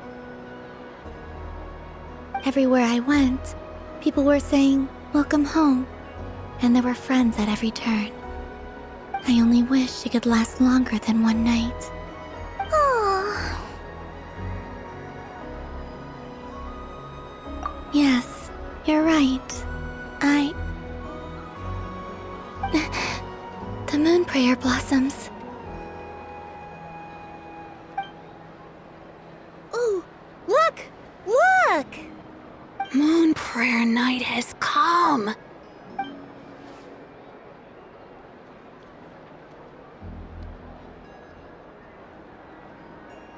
The moon. It's so beautiful. Happy moon prayer night, dear. Happy moon prayer night.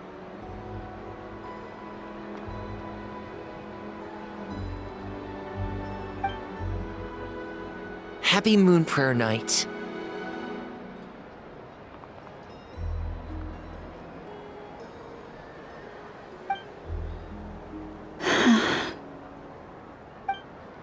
Aww.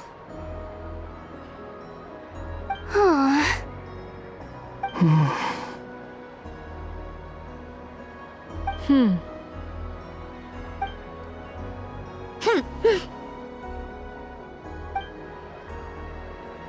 Time flies when you're having fun.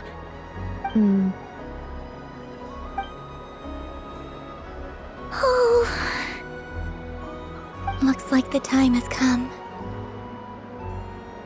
Columbina.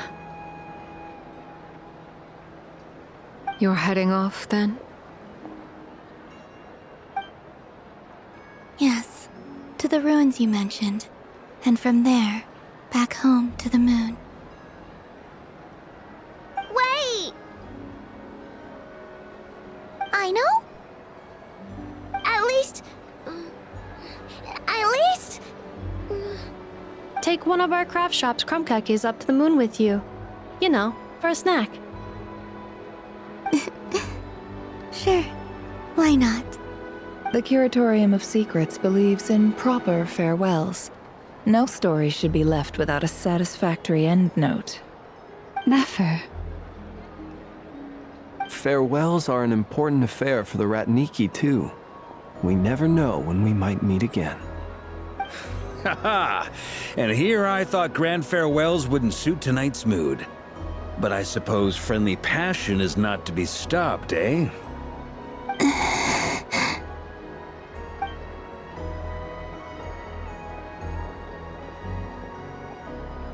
We made a little something for you, Columbina. Ta-da! What is it? A Moon Prayer Night greeting card with drawings by all of your friends. You did mention that you'd like a portrait done, so I took the liberty of creating one for you. I, meanwhile, did the portrait of Mr. Albedo, and Mr. Varka did the same for me. I mean, I think my work was pretty true to life, don't you think? The picture of Ashru was my doing. The two of you seem to get along rather well. Wait, was I the only one who did a full-body picture? That's so embarrassing. I did pictures of me and Anefa. I did my own portrait and one for Hat Guy. Plus, there's the two mages, Arlecchino and Sandrone.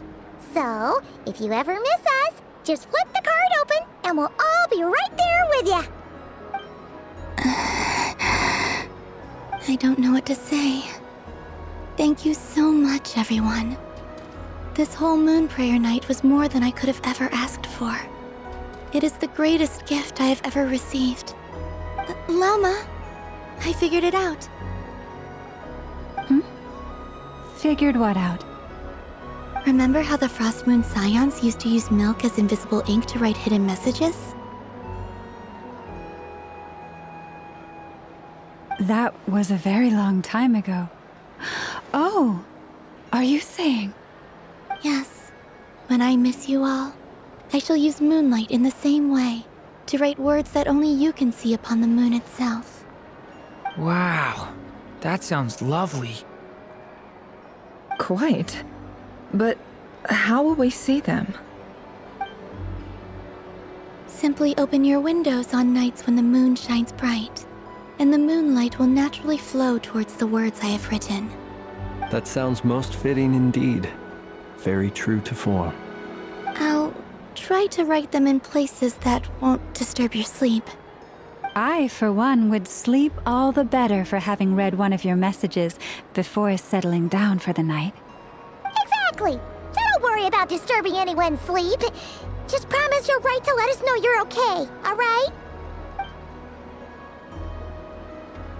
All right. I promise.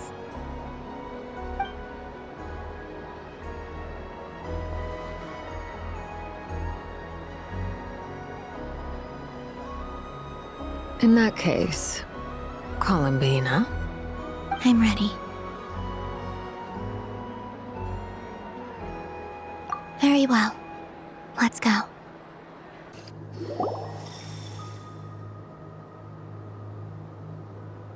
This is where the people of Hyperborea used to communicate with the moons.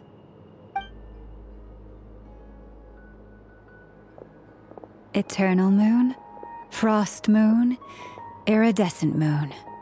When the power of all three converge, the gate to the moons shall open. Moon marrow preparations are complete. Only the final step remains. I'm sure Nasha Town is livelier than ever at this moment. Yeah, it's a shame you couldn't be there for it, but it's now or never, right? It's fine. I'm more than happy with this. My last piece of luggage. My only piece of luggage.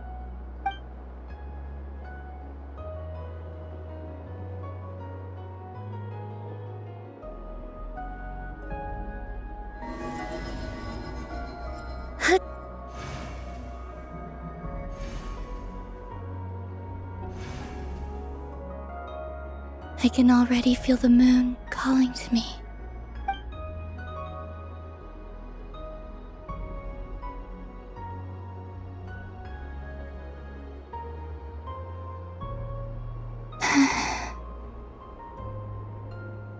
Your home lies on the far side of this light, Columbina.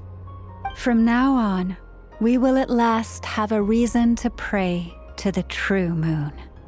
Columbina. Yes? I'm listening. Be sure to come back and see us when you get the chance.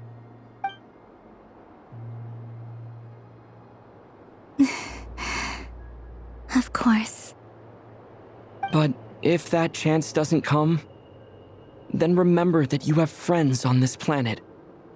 People who will miss Columbina. Yes, I will. Thank you for everything you've done for me. And remember, come night or day, the moonlight shall always connect us.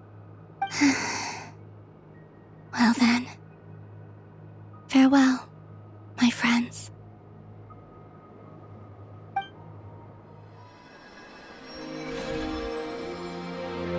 Yay!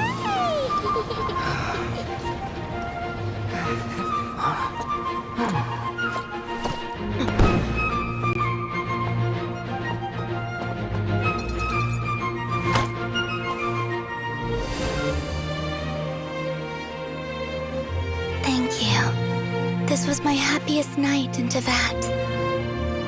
Farewell, Columbina.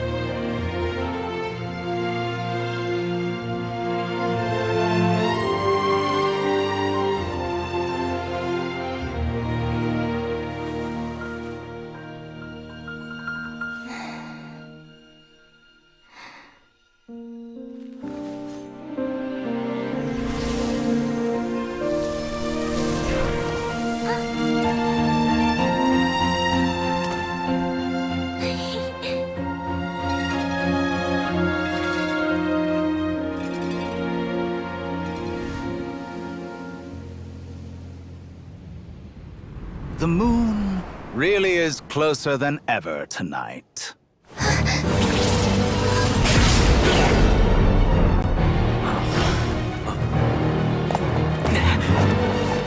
Columbina. All 3 moons in one place. Time for one final experiment.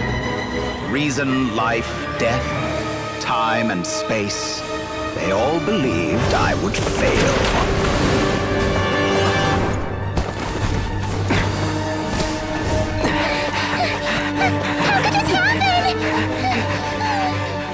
But Tevat's primordial power never did belong to the throne of heaven. And now, they are mine.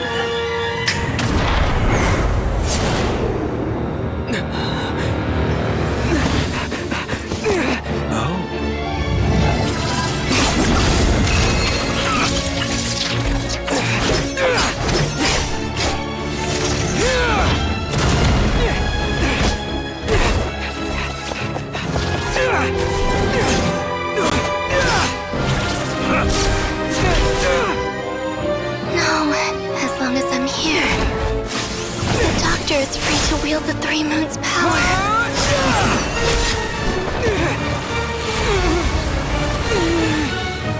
It's the only way.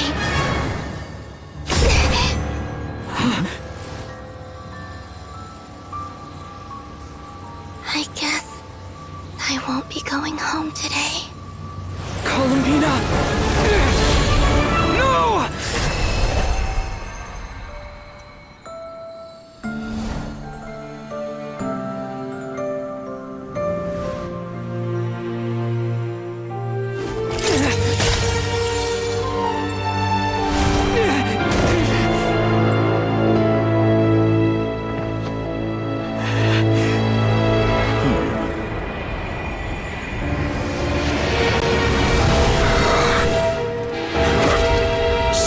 World, do not try to control me!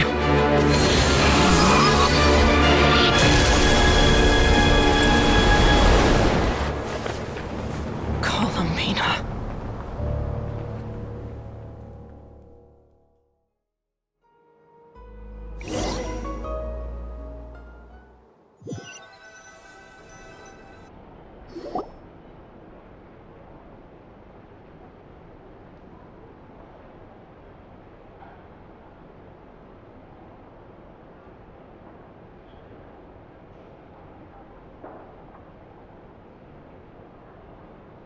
Are you all right?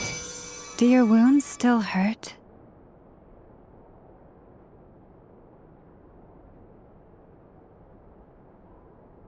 I had someone prepare a little medicine that could prove effective.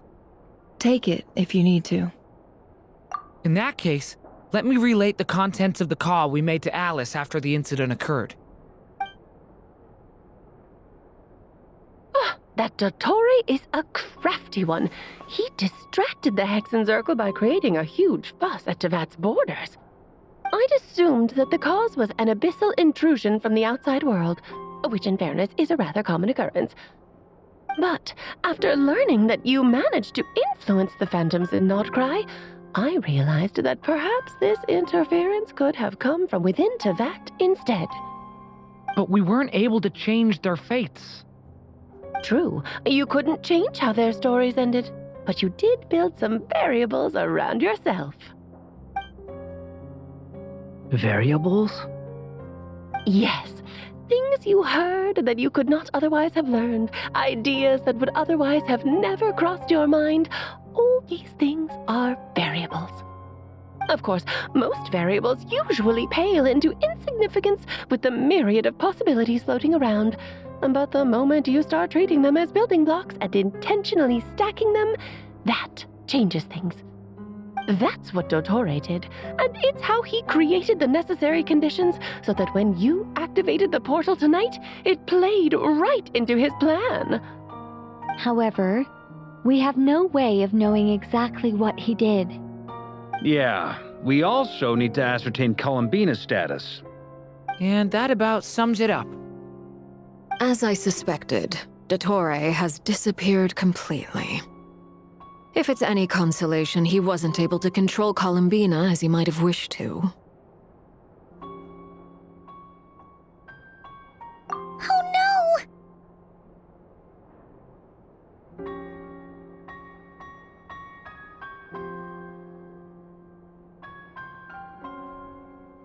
What? She did what?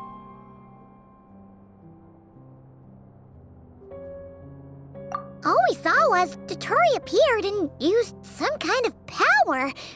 The next thing we knew, he and Columbina were gone and you were falling into the sea.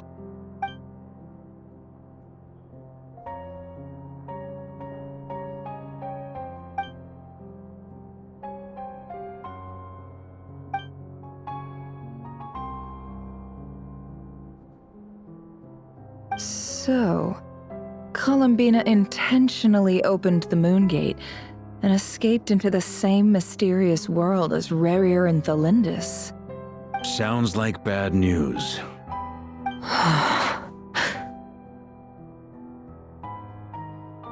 Seen in that way, the trilunar syzygy and Rerir's emergence, Dottore might have been pulling the strings in both cases. According to Miss Alice, he is attempting to transcend his destiny and finish an experiment that only a god might complete. An utter lunatic. Wait a sec, where's Hat Guy? Seems like he'd want to be here for this. He took off with a Dodo communication device after we spoke to Alice. He said he had a hunch that he wanted to investigate by himself. The look on his face was terrifying. I've never seen him like that before.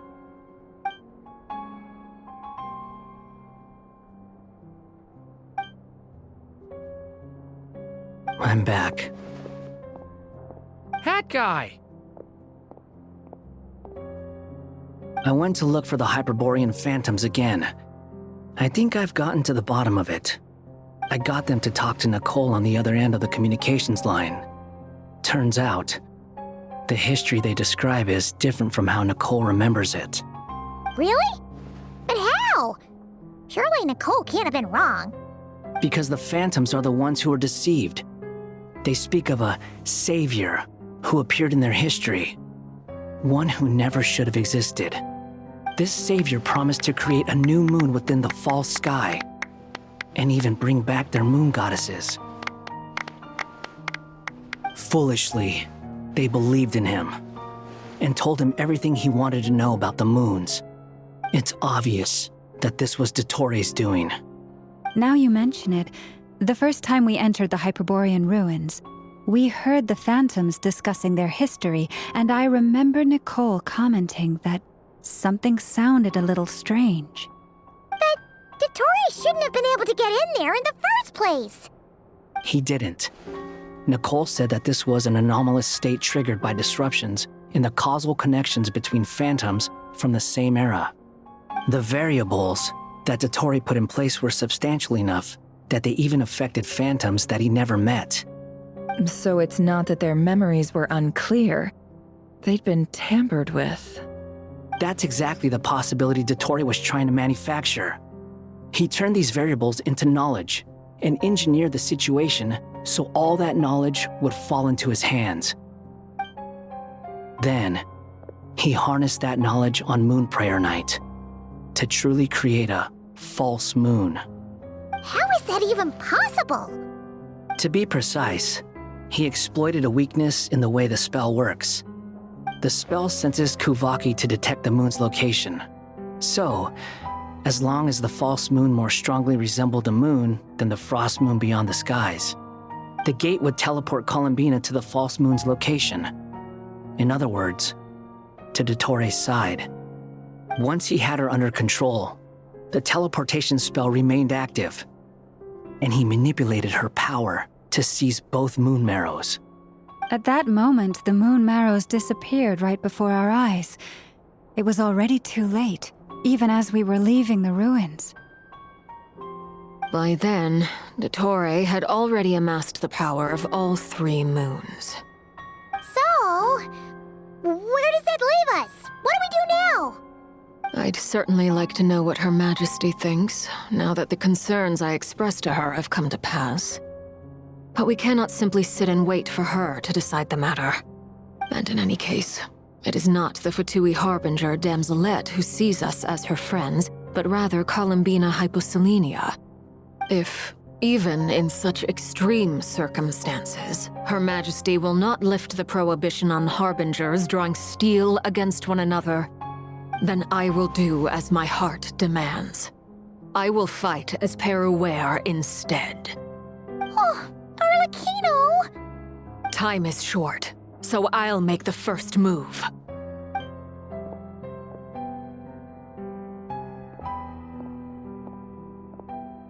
Whew. Even Arlecchino seems to be losing her cool now.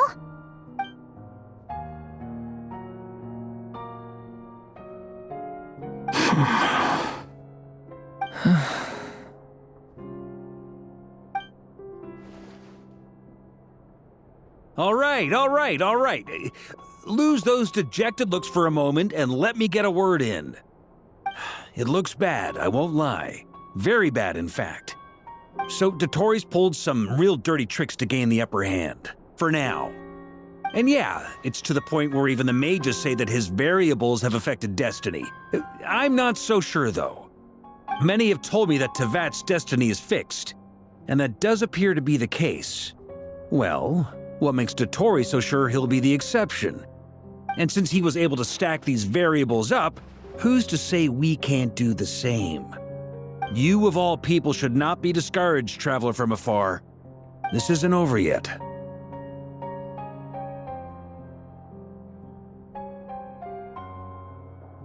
And you're not alone in that. Everyone here does, whether they've spoken thus far or not. But none of us are the type to sit back and wait for the sun to shine again. That's exactly how a knight should roll. If they knock you down, you get back up and get back in it. Don't forget, Honorary Knight, you're a legitimate member of Mondstadt too.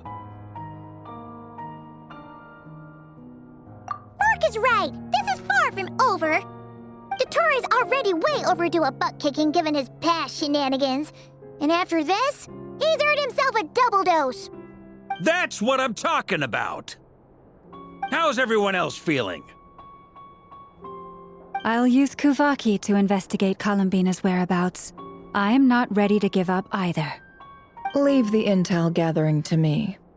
Whatever happens within Nodcry's borders, when the Curatorium of Secrets wants to be in the know, we always find a way.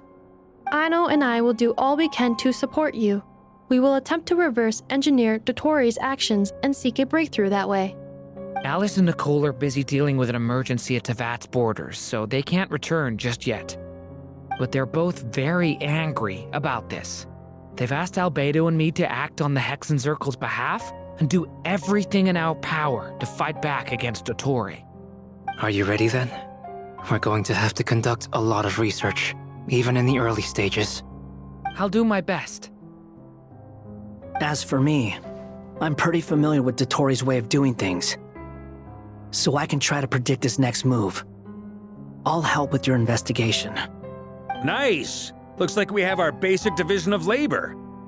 I'll get in touch with Flints and Itlua, get them to have a chat with their Starshiner. It couldn't hurt to bring the Lightkeepers on board as well. At the same time, I'll pass on instructions to the Knights present in Nodcry to assist the Lightkeepers and other organizations in ensuring the safety of those living here. Yeah! We'll show him! That's it then. Good luck, everyone.